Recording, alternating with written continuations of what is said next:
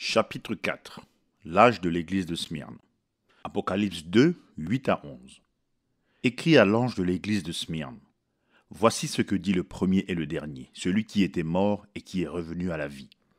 Je connais tes œuvres, ta tribulation et ta pauvreté, bien que tu sois riche, et les calomnies de la part de ceux qui se disent juifs et ne le sont pas, mais qui sont une synagogue de Satan.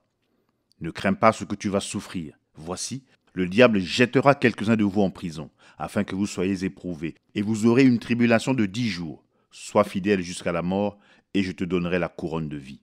Que celui qui a des oreilles entende ce que l'Esprit dit aux églises. Celui qui vaincra n'aura pas à souffrir la seconde mort. Introduction. Pour vous rafraîchir la mémoire, j'aimerais signaler de nouveau comment nous arrivons à trouver le nom des messagers des différents âges. Dieu, dans sa volonté souveraine, a vu à ce que l'histoire de l'Église du Nouveau Testament ne se perde pas, tout comme il avait vu à ce que l'histoire d'Israël ne se perde pas, en la plaçant dans la Bible et en la confirmant aujourd'hui par la découverte et l'interprétation par des archéologues de multitudes de rouleaux, de récipients en terre et d'autres objets. En fait, nous avons un commentaire suivi de l'histoire biblique de la première page du livre jusqu'à maintenant. Ainsi, en étudiant l'histoire, nous pouvons trouver quel homme ou quels hommes, dans les différents âges, ont été le plus près du modèle originel de Dieu, qui est l'apôtre Paul. Il faut donc examiner ce que Dieu a utilisé pour ramener son peuple à la parole de vérité. Ensuite, parmi ceux-là, il y en a un dans chaque âge qui doit apparaître clairement comme étant le plus proche quant au modèle de la parole et à la puissance. C'est lui le messager. Les âges aussi, nous les trouvons en étudiant l'histoire. Il suffit de lire les âges tels qu'ils sont décrits dans l'Apocalypse et on voit tout cela correspondre parfaitement avec l'histoire, comme cela doit forcément correspondre. Puisque les âges de l'Église ont été annoncés d'avance par Dieu et que les conditions même qui allaient exister dans chacun d'eux ont été révélées, il fallait nécessairement que l'histoire qui allait suivre corresponde à ce qui est exposé dans la Bible. C'est aussi simple que cela. Mais la simplicité est précisément la clé de la parole. Toutefois, dans tout ceci, je ne me suis pas limité à une simple étude ou à un travail d'historien, mais j'ai cherché à être un homme axé sur les choses spirituelles. Et ce n'est qu'avec la nette approbation de l'Esprit de Dieu que j'ai choisi les hommes que j'ai choisis. C'est vrai, Dieu connaît mon cœur. Le messager. En utilisant la règle que Dieu nous a donnée pour choisir le messager de chaque âge, nous déclarons sans hésiter que c'est Irénée que le Seigneur a élevé à cette fonction.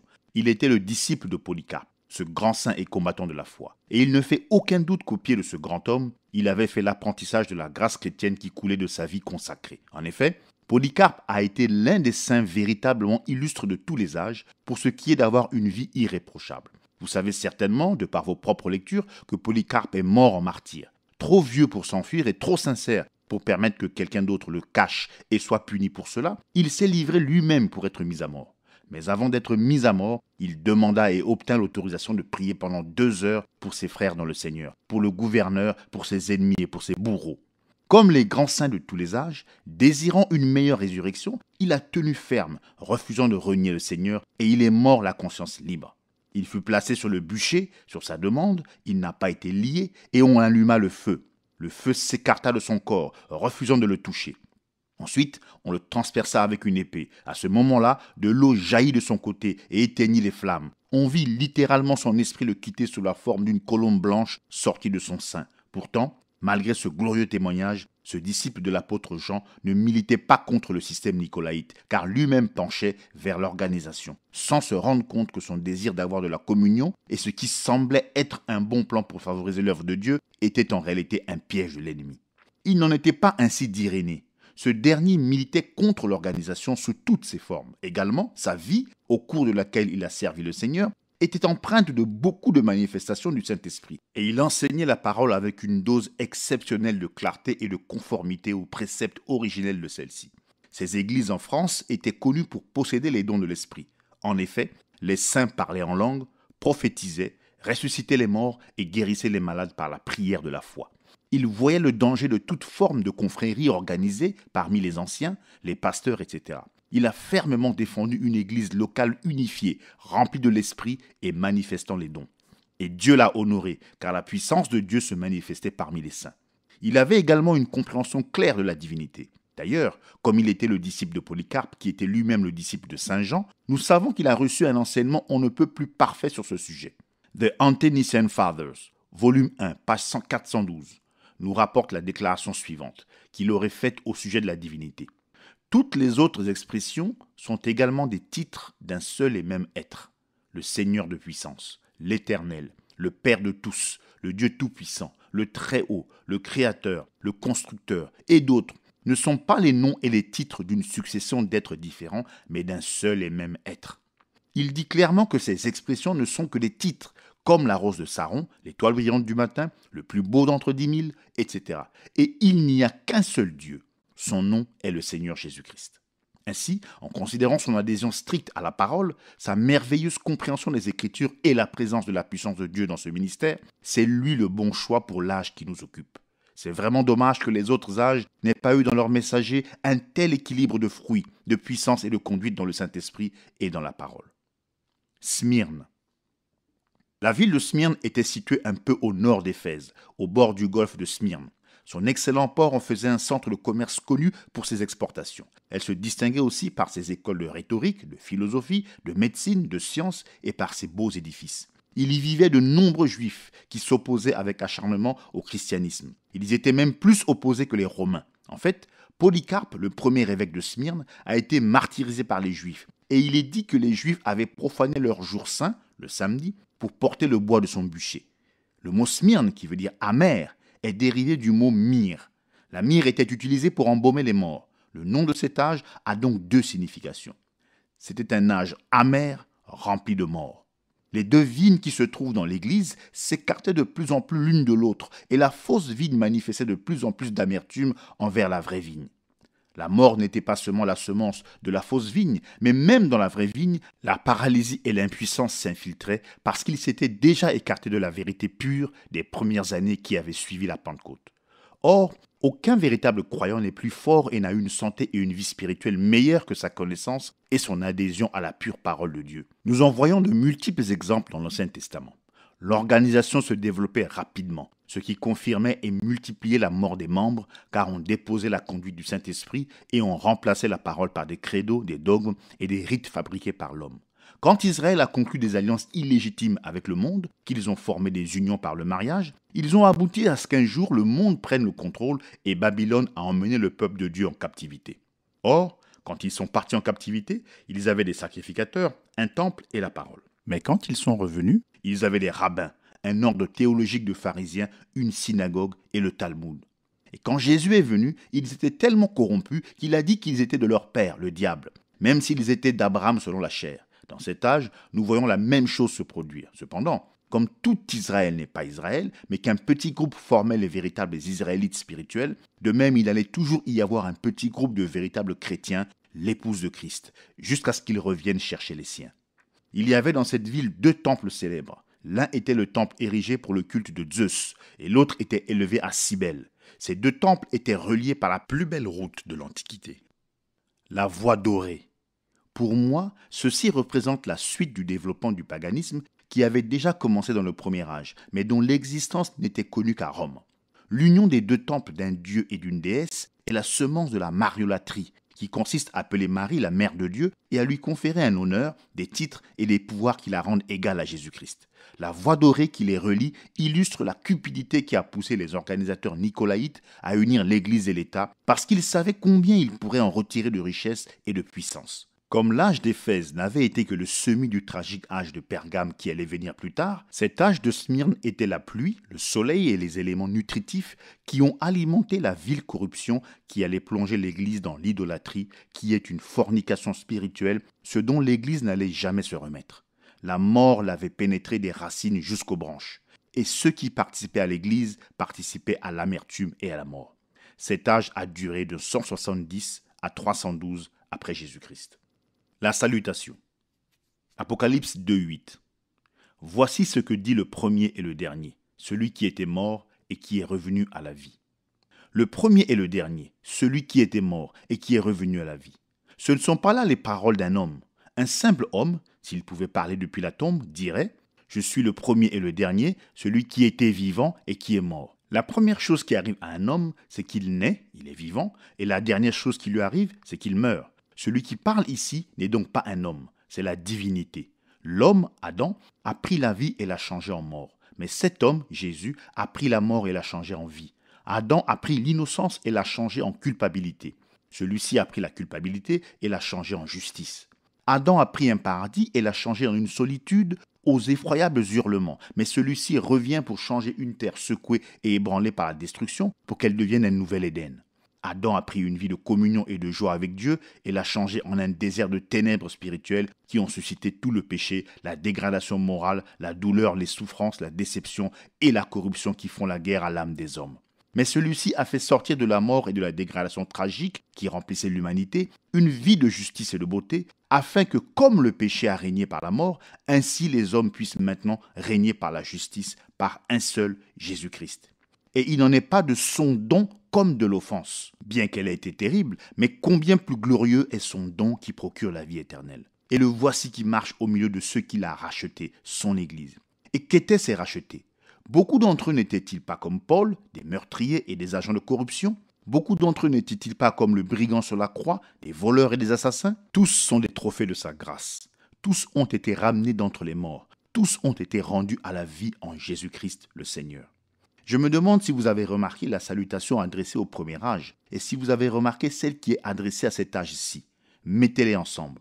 Voici ce que dit celui qui tient les 7 étoiles dans sa main droite, celui qui marche au milieu des églises. Voici ce que dit le premier et le dernier, celui qui était mort et qui est revenu à la vie.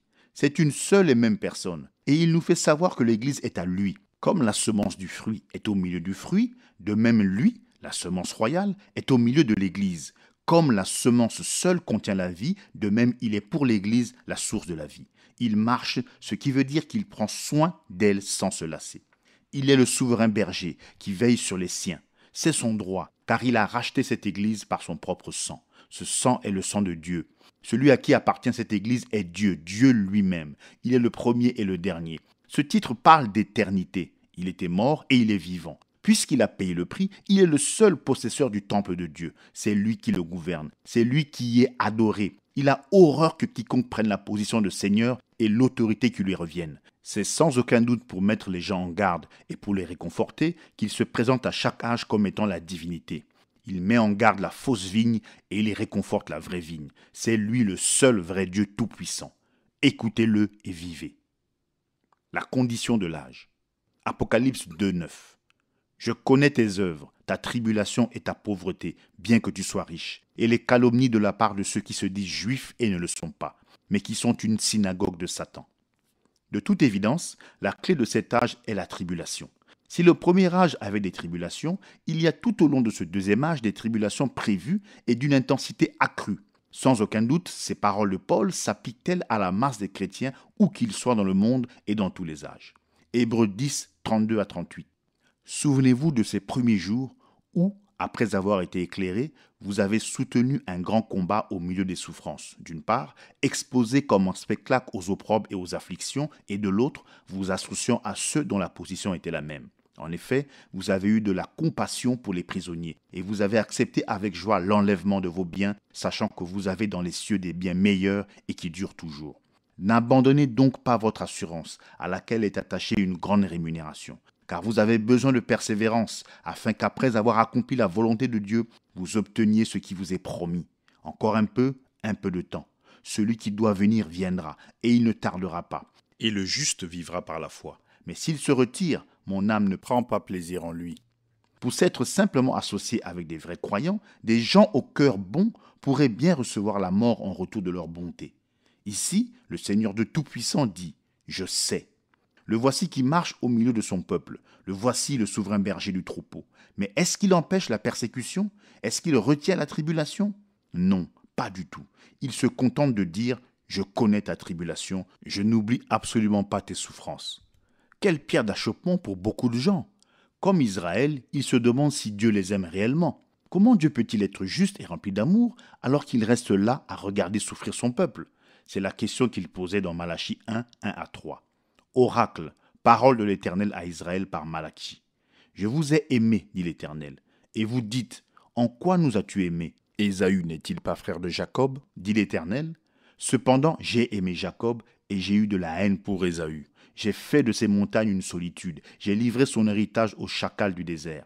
Vous voyez, il ne pouvait pas comprendre l'amour de Dieu. Il pensait que l'amour voulait dire de ne pas souffrir. Il pensait que l'amour, c'était d'être comme un bébé entouré de la sollicitude de ses parents.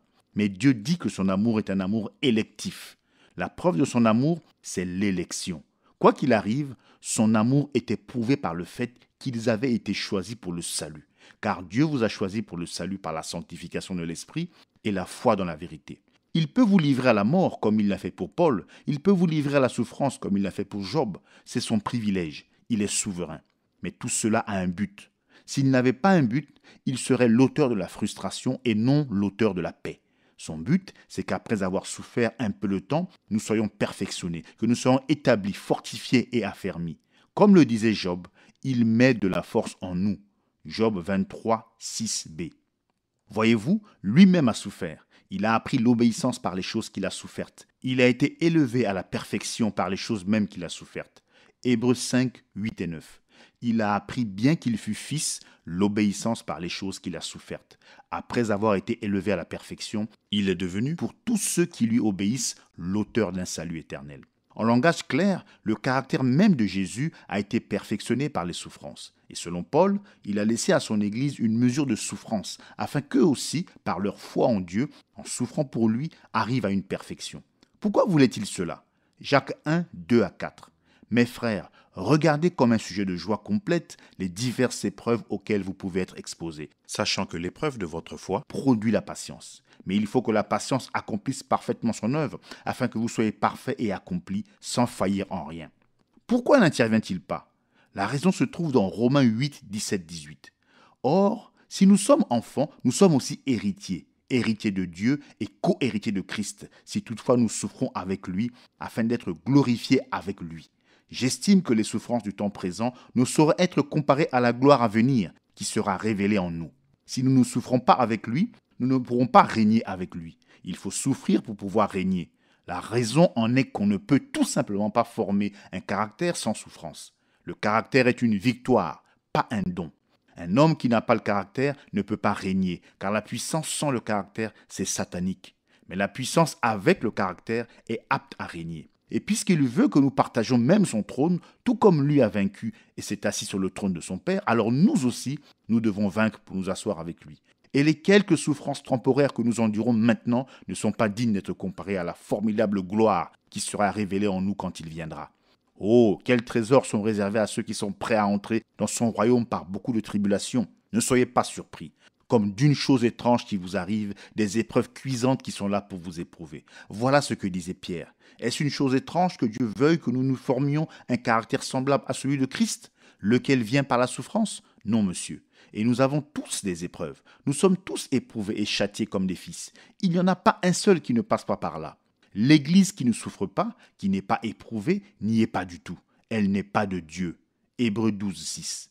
Car le Seigneur châtie celui qu'il aime, et il frappe de la verge tous ceux qu'il reconnaît pour ses fils. Mais si vous êtes exempts du châtiment auquel tous ont part, vous êtes donc des enfants illégitimes et non des fils.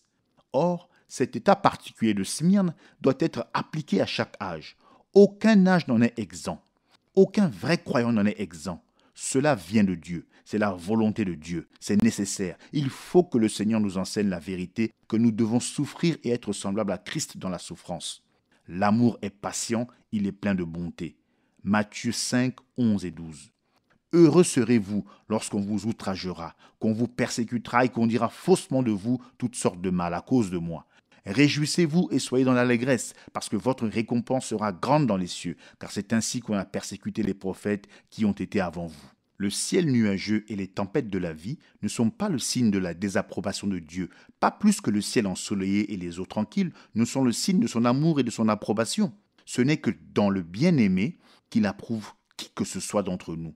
Son amour est électif. Il l'avait pour nous avant la fondation du monde. Est-ce qu'il nous aime? Oh oui. Mais comment le savons-nous? Nous le savons parce qu'il l'a dit et qu'il a manifesté qu'il nous aimait en ce qu'il nous a amenés à lui et nous a donné son esprit, nous plaçant comme fils. Et comment lui prouver mon amour? En croyant ce qu'il a dit et en me conduisant avec joie au milieu des épreuves qu'il permet dans sa sagesse. Je connais ta pauvreté, bien que tu sois riche. Nous y revoilà.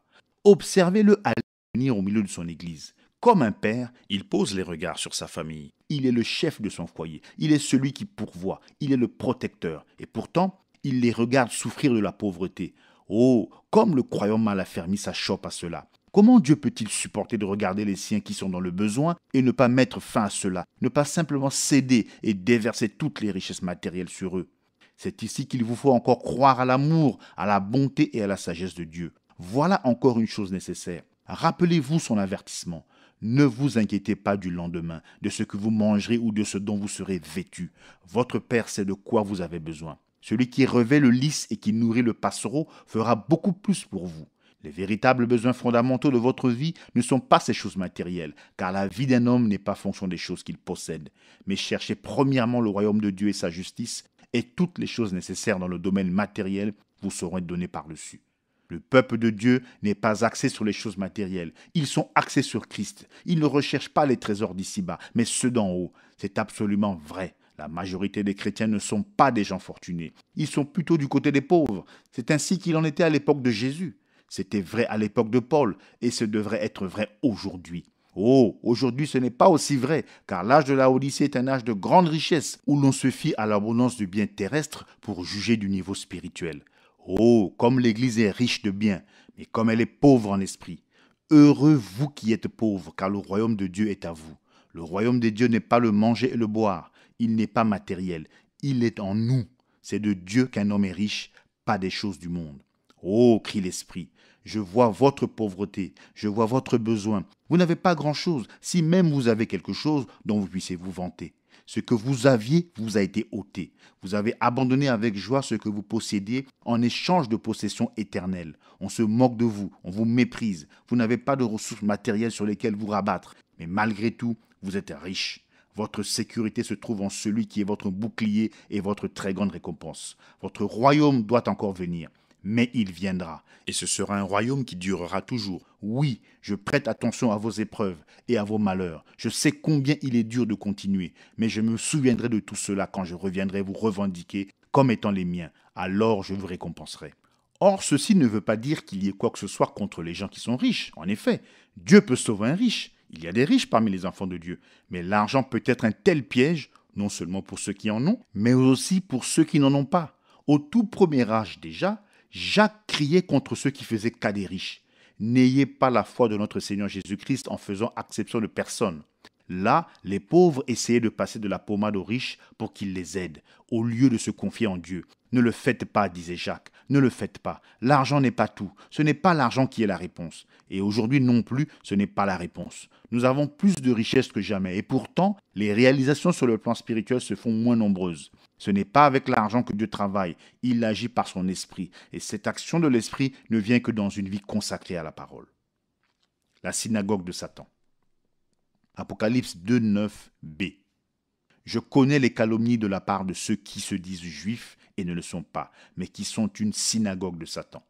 Voici un verset qui nous donnera matière à beaucoup de réflexions, non seulement parce qu'il a un contenu très particulier, mais aussi parce qu'il se répète en fait dans un âge qui vient plus de 1000 ans plus tard. Apocalypse 2, 9. Je connais tes œuvres, ta tribulation et ta pauvreté, bien que tu sois riche, et les calomnies de la part de ceux qui se disent juifs et ne le sont pas, mais qui sont une synagogue de Satan. Pour commencer, le mot juif ne s'applique pas à la religion du peuple juif.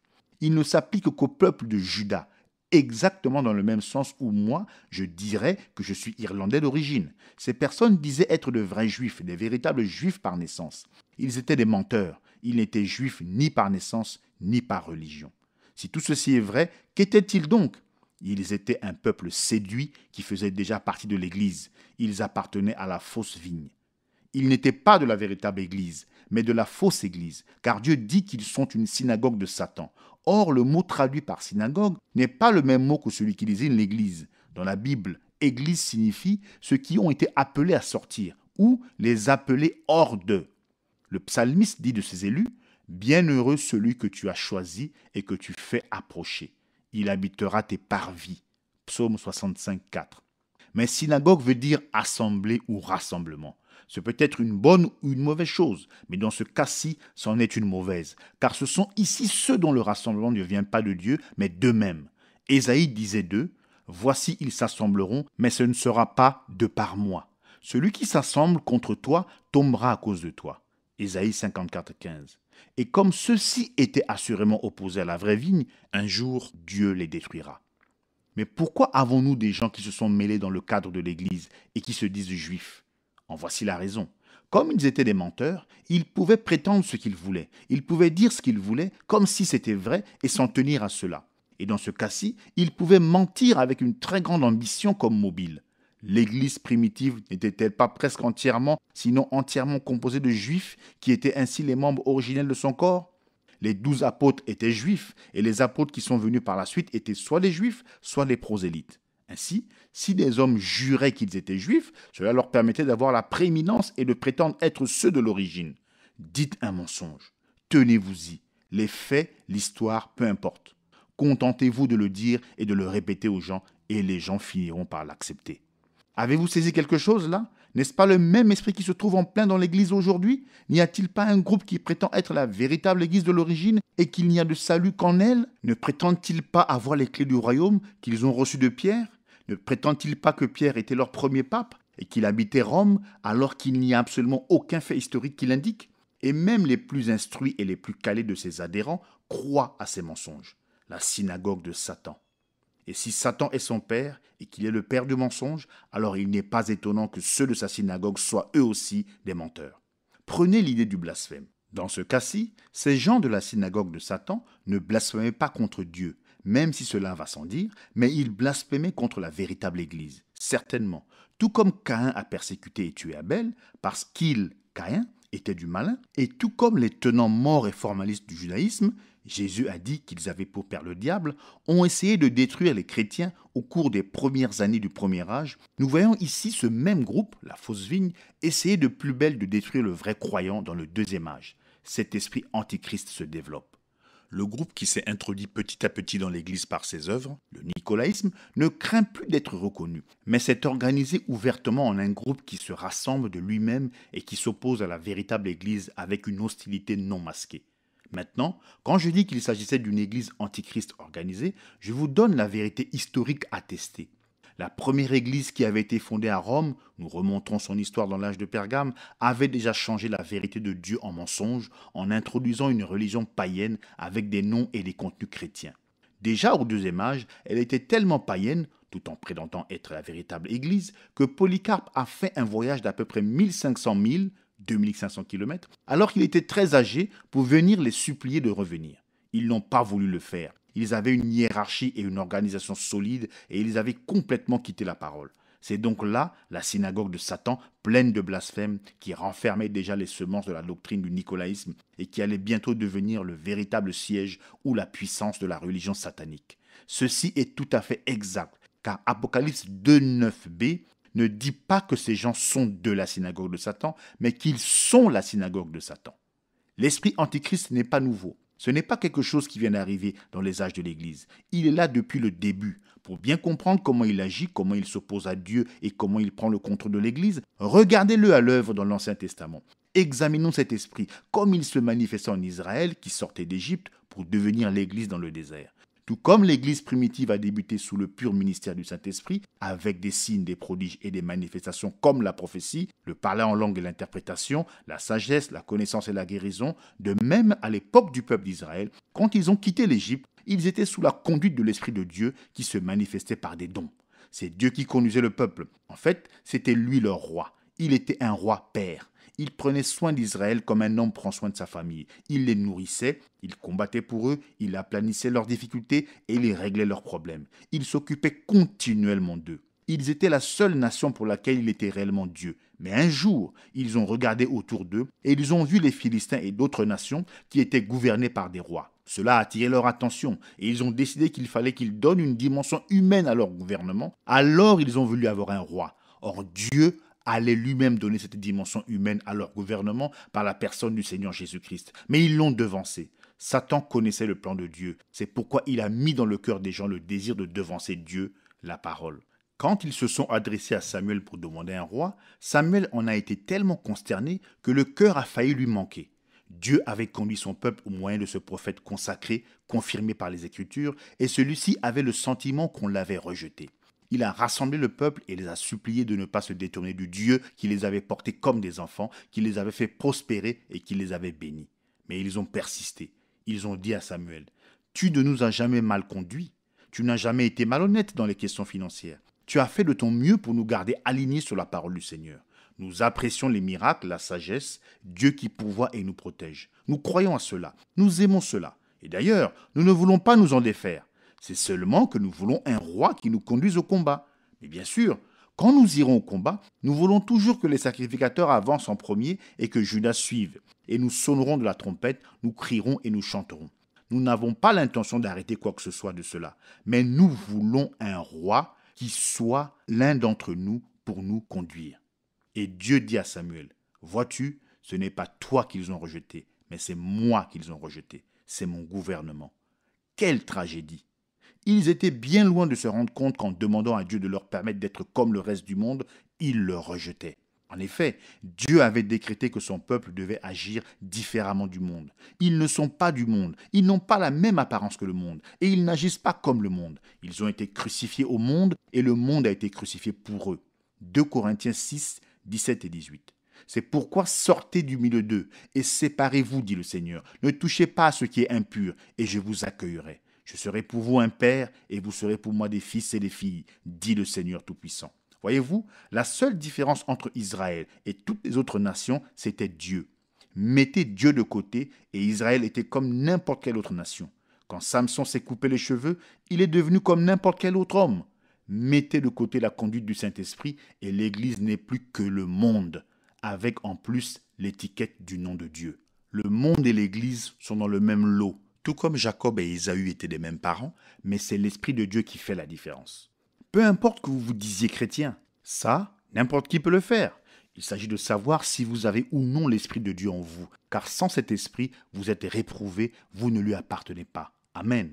Il n'y a pas bien longtemps, je demandais à une dame si elle était chrétienne. Elle m'a dit, « Vous saurez, monsieur, que je fais brûler un cierge tous les soirs. Mais qu'est-ce que cela peut bien avoir comme rapport ? Que je sois méthodiste, baptiste ou pentecôtiste, cela n'a absolument aucun rapport. Il s'agit d'avoir le Saint-Esprit, sinon on périt. » Eh bien, dès le début, dans l'Église primitive, les gens se sont mis à réfléchir et à raisonner pour trouver comment faire mieux que Dieu. Les œuvres des Nicolaïtes commençaient à se montrer. Alors un groupe s'est formé. Ils se sont éloignés du modèle de la parole. Il suffit de changer une seule parole et ce petit peu de levain fait ensuite lever toute la pâte. Celui qui pêche contre un seul point de la loi devient coupable de tous.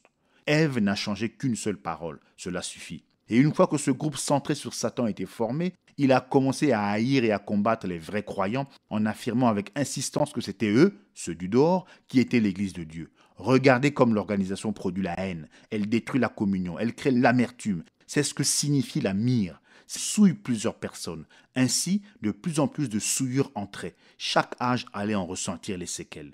L'église de Smyrne s'était beaucoup éloignée de l'original. Elle était devenue hybride. Elle s'était hybridée comme Ève l'avait fait. Vous savez qu'un hybride vient par le croisement de deux espèces. Le résultat n'est pas pur comme l'était l'original. Il est bâtard. Eh bien, quand Ève a laissé la bête mêler sa semence à la sienne, elle a produit une créature appelée Caïn qui n'était pas un pur humain.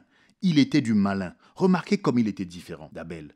Remarquez comme il était différent de Seth. Il haïssait Dieu, il ne voulait pas obéir à la parole, et il a persécuté et tué le juste. Il s'est élevé au-dessus de la parole de Dieu.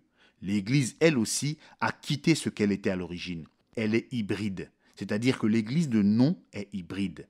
Les gens disent « je suis baptiste ». Au commencement, il n'en était pas ainsi. « Je suis méthodiste ». Au commencement, il n'en était pas ainsi. Au lieu de la pure parole de Dieu, au lieu d'avoir dans l'Église des hommes remplis de l'Esprit et conduits par la révélation que donne l'Esprit, on a maintenant des credos, des règlements et les hypothèses savantes d'hommes instruits. L'instruction a remplacé la révélation. La raison a remplacé la foi. Les programmes ont remplacé la louange spontanée par le Saint-Esprit. Au commencement, il n'en était pas ainsi. L'espèce entière a changé. Elle est devenue une Église hybride. Or donc, quand l'Église devient hybride, va-t-elle produire de purs chrétiens ? Elle ne peut pas le faire. La vie ou semence qui fait naître les chrétiens n'est pas en eux. L'espèce produit selon son espèce. Les baptistes produisent d'autres baptistes qui se comportent comme des baptistes. Les méthodistes produisent des méthodistes qui se comportent comme des méthodistes. Aucun d'eux n'est connu pour avoir la puissance de Dieu et ils ne le peuvent pas parce que cette puissance est absente. Ils sont connus pour l'apparat de leur adoration de Dieu, pour leur credo et leur dogme. Vous parlez d'hybride. Savez-vous quel est l'hybride le plus connu au monde? Il est avec nous depuis très longtemps. C'est le mulet. C'est le croisement de l'âne et du cheval. C'est un curieux animal. Il ne peut pas se reproduire. Il n'a pas de vie qui puisse faire cela. Mais parler d'un travail, il travaille plus dur que le cheval ou que l'âne. Mais observez sa nature. Il est têtu et on ne peut jamais lui faire confiance. C'est l'illustration parfaite de la religion hybride. Un croisement de lumière et de ténèbres, car le cheval est le type du vrai croyant et l'âne représente le croyant inique. Mêlez les deux et vous avez une religion stérile formaliste. Elle n'a pas la semence de vie, elle est morte. Elle parle de la vérité, mais elle ne peut pas la produire. Dieu n'est pas en elle et pourtant elle se rassemble pour parler de Dieu tout en reniant systématiquement sa puissance. Ils renient la parole au nom même du Seigneur et il n'y a jamais d'espoir pour eux. Vous rendez-vous compte qu'aucune religion organisée n'a jamais eu un réveil? Jamais. Une fois qu'ils ont formé une organisation, ils sont morts. Ils ne pourront jamais revenir. Non, monsieur, je peux vous montrer cela en type. Dans Exode 13:13, tu rachèteras avec un agneau tout premier-né de l'âne. Et si tu ne le rachètes pas, tu lui briseras la nuque. Tu rachèteras aussi tout premier-né de l'homme parmi tes fils. Voyez-vous, l'âne peut être racheté. Tout malheureux pécheur peut être racheté par le sacrifice sanglant de Jésus-Christ, ou s'il rejette Christ, être lui-même rejeté. Mais on ne rachète pas le mulet. Il n'y a pas de rédemption pour lui. Il n'y a pas de sang pour lui. Ce n'est pas possible, parce que le mulet trouve refuge dans l'Église, alors que l'âne trouve refuge dans le sang. Le mulet n'a pas de semence en lui qui puisse être vivifiée, mais l'âne, lui, a une semence.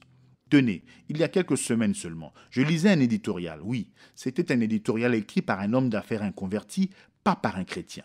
Il disait que les églises l'intriguaient. Il n'arrivait pas à les comprendre. Elles avaient des séminaires remplis de professeurs qui enseignaient la parole de Dieu pour la détruire. Et cet homme n'arrivait pas à concevoir cela. Il en était ébahi. Il disait qu'il pouvait comprendre que des athées, des communistes, des libres penseurs ou d'autres personnes fassent cela. Mais que l'Église elle-même détruise la parole de Dieu équivalait à un meurtre avec préméditation. Voilà votre religion hybride. Amérique, réveille-toi avant qu'il ne soit trop tard. Quand l'Église s'éloigne de la parole, elle est prête à croire n'importe quoi. C'est comme Ève. À la naissance de Caïn, elle a dit « J'ai formé un homme avec l'aide de l'Éternel ». Vous rendez-vous compte qu'elle le pensait vraiment? Elle pensait qu'elle avait eu un homme de l'Éternel? Voyez-vous, une fois qu'elle avait été séduite en acceptant la parole de Satan au lieu de la parole de Dieu, elle pensait que tout ce qu'elle disait était juste. Si elle disait qu'elle avait eu un homme qui venait de Dieu, alors elle avait eu un homme qui venait de Dieu. Mais Dieu a établi des lois dans son univers. Une bonne semence ne peut produire qu'un bon fruit, et la mauvaise semence ne peut produire qu'un mauvais fruit. Or, les deux semences, bien que différentes, utilisent la même terre, les mêmes éléments nutritifs, la même humidité et le même soleil. Mais elles produiront chacune selon son espèce. Remarquez quelle a été l'histoire de la lignée de Caïn. Remarquez quelle a été l'histoire de la lignée de Seth. Il n'y avait qu'une seule différence entre les deux, la semence originelle. Rien d'autre. Si vous examinez bien cette affirmation d'Ève, vous remarquerez qu'elle avait une meilleure compréhension que beaucoup de gens ne le pensent. Elle n'a pas attribué le Fils à Satan, ce qui aurait rendu ce dernier égal à Dieu. Seul Dieu pouvait créer l'ovule dans le sein de Marie. Satan ne pouvait pas faire cela. Ève le savait. Satan peut seulement pervertir. Il l'a donc séduite avec la mauvaise semence. C'est la semence du serpent qui a produit Caïn. C'est la semence d'Adam qui a produit Abel et Seth. Ces semences ont subi exactement le même processus, mais les enfants étaient différents parce qu'ils étaient issus de semences différentes. Elle croyait que Caïn était venu de Dieu. Elle a accepté le mensonge du diable comme étant la vérité de Dieu. C'est exactement ce que nous avons maintenant. Des églises se posent comme des sources de vérité, mais la vérité n'est pas en elles. Pourtant, les enfants qu'elles ont engendrés jurent par elles et vont jusqu'à tuer pour défendre leur erreur. Si vous pensez que j'exagère, lisez en entier le chapitre 3 de 2 Timothée et les 5 premiers versets du chapitre 4. 2 Timothée 4, 1 à 5. Je t'en conjure devant Dieu et devant le Seigneur Jésus-Christ, qui doit juger les vivants et les morts, et au nom de son avènement et de son royaume, prêche la parole, insiste en toute occasion, favorable ou non, reprend, censure, exhorte avec toute douceur et en instruisant. Car il viendra un temps où les hommes ne supporteront pas la sainte doctrine, mais, ayant la démangeaison d'entendre des choses agréables, ils se donneront une foule de docteurs selon leurs propres désirs, détourneront l'oreille de la vérité et se tourneront vers les fables. Mais toi, sois sobre en toutes choses, supporte les souffrances, fais l'œuvre d'un évangéliste, remplis bien ton ministère. Quand l'Église s'est permis de s'écarter de l'original, comme l'avaient fait Adam et Ève, la mort s'est installée. Elle n'a aucune force. Elle est devenue une monstruosité. Dès l'instant où l'Église s'est dirigée vers le formalisme et le cérémonial, ainsi que vers le sacerdoce, en faisant des prédicateurs un groupe qui décidait de leur conduite autrement que par le Saint-Esprit et par sa parole, la mort est immédiatement entrée et l'Église est tombée malade. En tombant malade, elle s'est transformée en un groupe de gens sans puissance dont la seule arme était l'argumentation. Elle ne pouvait rien produire dans l'esprit, car ses espoirs reposaient sur des programmes et non sur la foi dans sa parole. Comme ils avaient semé des programmes, ils récoltaient des programmes. Comme ils avaient semé la perversion, ils récoltaient des enfants pervertis. Quand on veut manipuler Dieu, on récolte exactement ce qu'on a injecté. L'homme devrait apprendre cela à travers la nature. Il a manipulé la nature, il a injecté ses propres idées dans la nature, en réorganisant les molécules, etc. Et maintenant, il récolte la tempête. Vous n'avez qu'à voir comment on a élevé les poulets. À force de les améliorer, on a obtenu des machines à pondre qui s'épuisent complètement à pondre. Ils ne sont pas mangeables, ils sont tellement mous. Ce n'est pas de la bonne nourriture. On injecte des produits dans la viande que nous mangeons et ces produits amènent des transformations du corps humain. Les hanches des femmes s'amincissent et leurs épaules s'élargissent. Et pour les hommes, c'est le contraire. Or, si en manipulant la nature, on obtient des monstruosités et des retours de flammes, qu'est-ce qui va arriver si on transforme la vérité en mensonge? La réponse, c'est qu'on va obtenir un système de religion antichrist, loin de Dieu, tellement perverti qu'il ne ressemblera plus à l'original et qui ne produira plus la même chose que l'original. La seule réponse de Dieu à une telle situation, c'est l'étang de feu. Ce pauvre âge de Smyrne se mourait. Une fois qu'il était mort, il n'est jamais revenu. Aucun âge ne revient jamais, aucun réveil ne revient jamais. Il ne peut pas avoir en lui la vie de Dieu par une génération naturelle. Il faut être régénéré d'en haut. Ce dernier âge a commencé avec le feu d'un réveil de Pentecôte. Et puis, ils sont revenus tout droit à l'organisation. Au lieu de prendre la parole, ils ont pris leurs propres idées. Et ils ont fait exactement ce que chaque âge avait fait. Ils ont remplacé la parole par leur manuel. Écartez-vous seulement de ce que dit ce manuel et vous verrez ce qui arrivera. Vous serez exclus, frères. Et ils vous persécuteront en imputant cela à Dieu. Et comme ils aiment leur organisation, ce n'est pas étonnant. Ce sont des pentecôtistes de la deuxième génération. Et comme Dieu n'a pas de petits-enfants, ils ne sont que les enfants de leur père, connus par leur credo et leur forme d'adoration. Ils peuvent parler de ce qu'ils avaient dans le passé, mais ils ne peuvent pas le produire. Avant, ils avaient l'éclair, mais maintenant, à peu près tout ce qui leur reste, c'est le tonnerre. Mais qu'ils vous parlent de la gloire de leur mouvement, ils diront « Oui, monsieur, sachez que ceci est un mouvement qui n'a pas été initié par l'homme. Il est venu spontanément. L'Esprit est descendu dans le monde entier. Oui, monsieur, nous avons ce qu'ils avaient à la Pentecôte. Cela ne venait pas des hommes, mais de Dieu. Alors pourquoi ne l'ont-ils pas gardé ainsi? Si c'est Dieu qui l'a lancé, comment se fait-il que Dieu n'a pas pu l'entretenir et le terminer? Si Dieu n'a pas écrit un manuel de credo, de formules et de dogmes pour le lancer, quel droit avaient-ils eux de le faire? Dieu a répandu son esprit sur les baptistes, les méthodistes, les nazaréens, les adventistes, les presbytériens, les frères, ceux des églises de Dieu. Il y en a plusieurs de ce nom, etc. Tous ces frères avaient été élevés sous différentes doctrines, différents règlements, différents manuels d'église, etc. Dieu a balayé tout cela. Il a détruit leur théorie des dispensations et rétabli les dons de l'esprit, prouvant qu'il est le même hier, aujourd'hui et pour toujours. Mais est-ce que ces pentecôtistes ont eu leur leçon au sujet de l'organisation? Non, monsieur. Ils sont revenus tout droit à l'organisation. Ils ont rédigé leurs livres de cours, leurs règlements, leurs manuels, leurs registres d'église fraternelle et ainsi de suite, avec en tête une seule idée, celle de prouver qu'ils ont maintenant toute la vérité, qu'ils connaissent toutes les réponses et qu'ils sont donc l'élite de Dieu qui connaît le chemin et qui peut le montrer aux autres, parce qu'ils sont les guides placés par Dieu. Mais ils ne l'ont pas. Ils se sont hybridés comme ces groupes d'où ils étaient sortis. S'ils veulent être de l'épouse, ils devront sortir tout comme leurs prédécesseurs l'ont fait.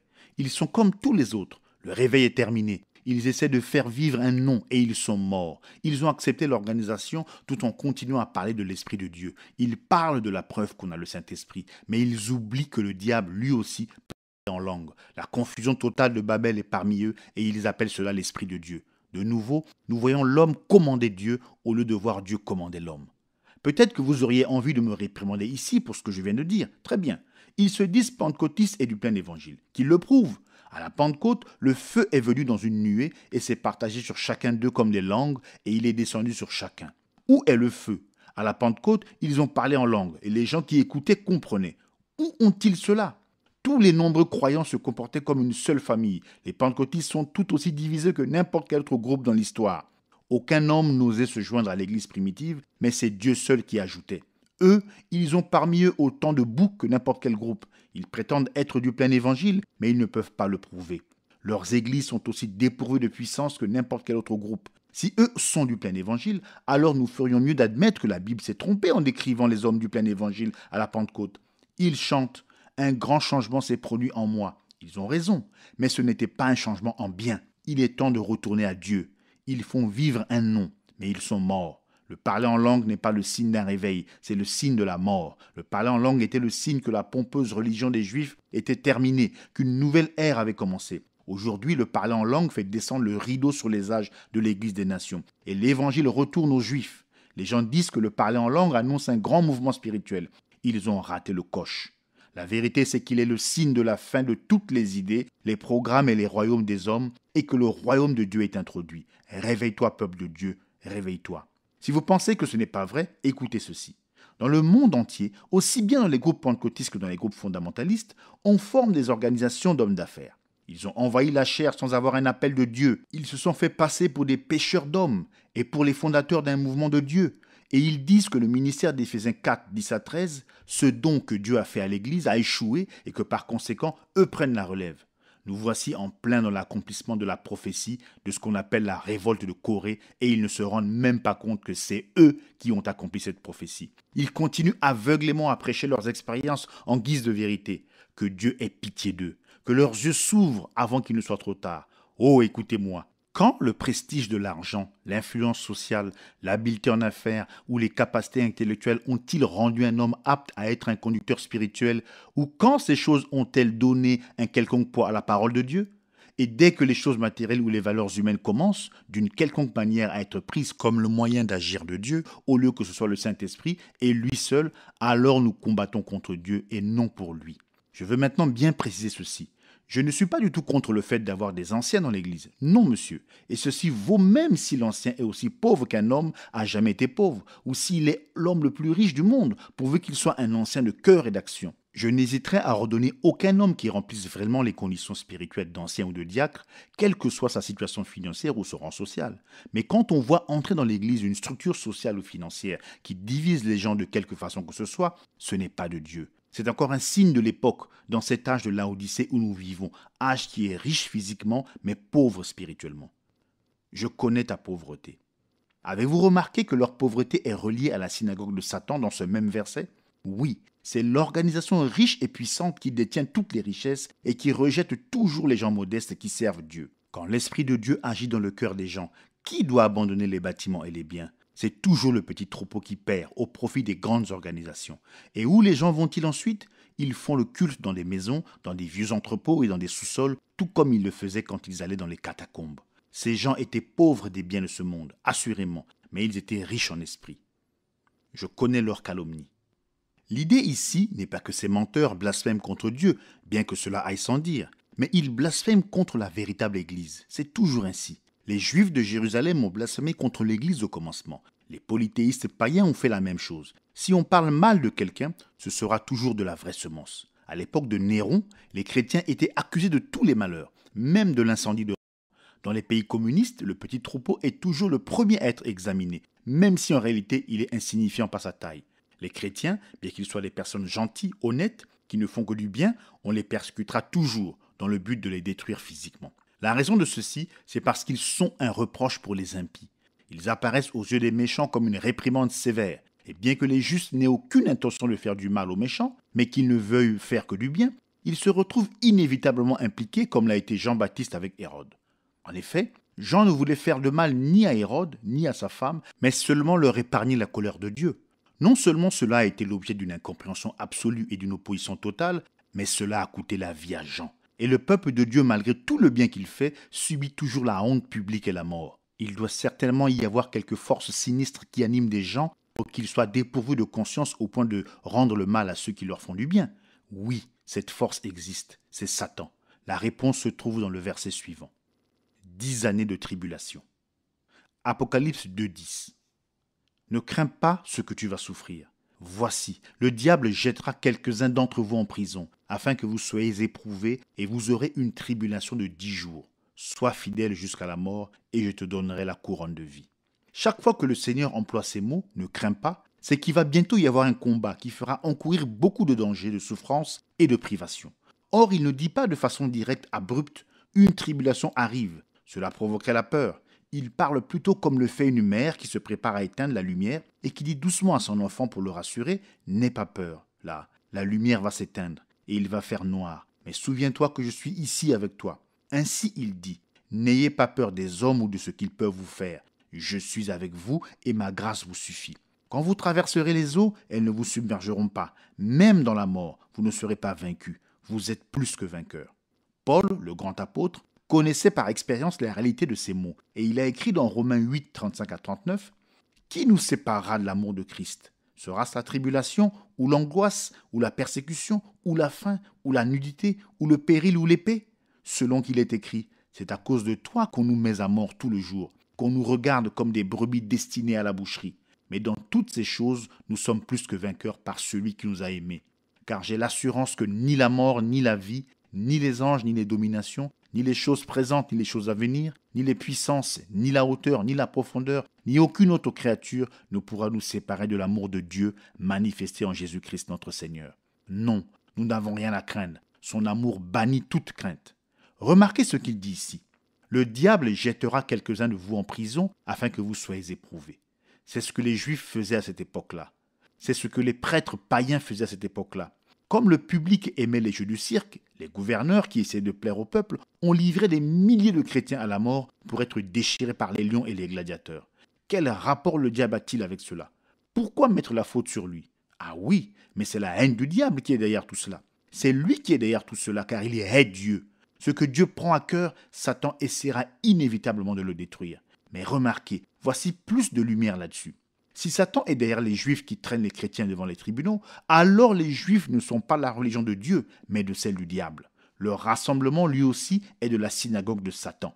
Et si l'Église catholique romaine a tué des multitudes de croyants à l'âge des ténèbres, oui, et dans tous les âges, alors eux aussi, ils sont du diable, et ils appartiennent à Satan. Et si vous pensez que c'est choquant, attendez seulement que la prophétie d'Apocalypse 13 s'accomplisse. Vérité frappante. Les États-Unis d'Amérique sont dans ce chapitre. Le nombre 13 lui-même est un symbole de cette nation. Elle a débuté avec 13 colonies. Son drapeau porte 13 étoiles et 13 bandes. Et sa destinée se trouve là, au chapitre 13. L'image dont il est parlé dans ce chapitre possédera toute la méchanceté de la bête qui l'a précédée. Comme la bête s'est élevée au concile de Nicée, de même l'image sortira du conseil œcuménique des églises, pleine de puissance impie et satanique, pour faire subir la fureur du diable à la vraie vigne de Dieu. Ce sera toute une réédition de ruses et de cruauté diabolique. Ceux qui combattent les humbles de Dieu, qui se moquent et qui détruisent, ils n'ont qu'à le faire. Et ils le feront. Et tout cela au nom de Dieu et de la religion. Mais n'empêche qu'ils mentent. Ils ne sont pas de Dieu. Ils ont pour père le diable. Leurs actions, qu'elles soient dirigées contre qui que ce soit, montrent ce qu'ils sont réellement. Ils n'ont qu'à s'organiser et à rejeter le petit troupeau. Ils les révéleront d'autant plus clairement à tous qu'ils sont du diable. Ils sont la fausse vigne, la vigne qui tue. Leur haine prouve qui ils sont. L'église antichrist nicolaïte, voilà qui ils sont. Ils seront jetés en prison. Oui, ils sont traînés devant les tribunaux, faussement accusés, jugés et emprisonnés. Et bien sûr, tout cela se fait au nom de la religion, de la morale et de l'innocence offensée. Tout cela pour une bonne cause. Cela me rappelle la décision de la Cour suprême sur la prière et la lecture biblique dans les écoles. Qui est derrière cela ? C'est Satan. Ce n'est rien d'autre qu'un nouvel éclat de fureur contre Dieu. Vous aurez une tribulation de 10 jours. Voici une prophétie. De plus, c'est un moyen de déterminer la durée de vie de l'âge de Smyrne. Dioclétien, le plus cruel de tous les empereurs, a lancé contre les saints de Dieu une campagne de terreur qui aurait anéanti tous les croyants si la miséricorde de Dieu n'avait pas été là. C'était la persécution la plus sanglante de toute l'histoire et elle a duré 10 ans. Les 10 jours d'Apocalypse 2, 10b, de 302 à 312. Sois fidèle jusqu'à la mort.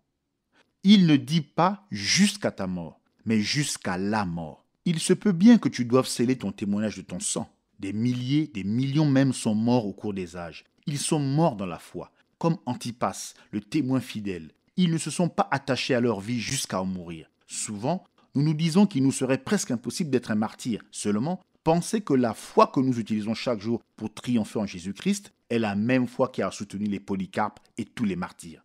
La foi suprême donnera la grâce suprême pour l'heure suprême. Que Dieu soit béni à jamais. Et je te donnerai la couronne de vie. Puisque même un verre d'eau fraîche donné au nom du Seigneur ne manque pas d'obtenir une récompense, Combien grande sera la récompense de celui qui aura donné sa vie comme martyr pour le nom du Seigneur Jésus? Nous pouvons peut-être en avoir une petite idée en comparant cette couronne à la couronne qu'on remporte dans une course. Dans 1 Corinthiens 9, 24, Paul dit: « Ne savez-vous pas que ceux qui courent dans le stade courent tous, mais qu'un seul remporte le prix? Courez de manière à le remporter. » On donnait au vainqueur de la course olympique une couronne qui était une guirlande de rameaux d'olivier. Mais la couronne dont il est question ici dans l'Apocalypse qu'on donne aux martyrs, c'est la couronne de la royauté. Jésus l'appelle la couronne de vie. Une couronne est pour ceux qui ont combattu, l'autre est pour ceux qui ont donné. Les deux sont des couronnes incorruptibles, elles ne périront pas. Les vainqueurs de la course de la vie de ce monde auront tôt fait de perdre la joie des ovations du monde. Leur gloire à eux passera. Mais ceux qui donnent leur vie pour Dieu, que ce soit par leur combat journalier ou en versant leur sang comme le sacrifice de couronnement de leur vie, recevront la couronne de vie. On ne passe vraiment pas assez de temps à œuvrer pour les récompenses éternelles de Dieu. On fait trop peu de cas de la récompense de Dieu. Si nous croyons à la réalité de la résurrection du corps et à un royaume éternel réel, alors nous devrions amasser au ciel ces bons trésors qui sont offerts aux saints qui auront été fidèles. La récompense des vainqueurs. Apocalypse 2, 11. Que celui qui a des oreilles entende ce que l'Esprit dit aux églises. Celui qui vaincra n'aura pas à souffrir la seconde mort. Ici, l'Esprit s'adresse de nouveau à tous les âges. Ce message est destiné à nous réconforter aujourd'hui, tout comme il a réconforté nos frères de tous les autres âges. Et il nous dit que nous n'aurons pas à souffrir la seconde mort. Nous savons tous que la seconde mort est l'étang de feu. Apocalypse 20, 14. Et la mort et le séjour des morts furent jetés dans l'étang de feu. C'est la seconde mort. Bien sûr, ceci veut dire que tous ceux qui s'y trouvaient ont été jetés dans l'étang de feu. Mais là, j'aimerais vous montrer quelque chose.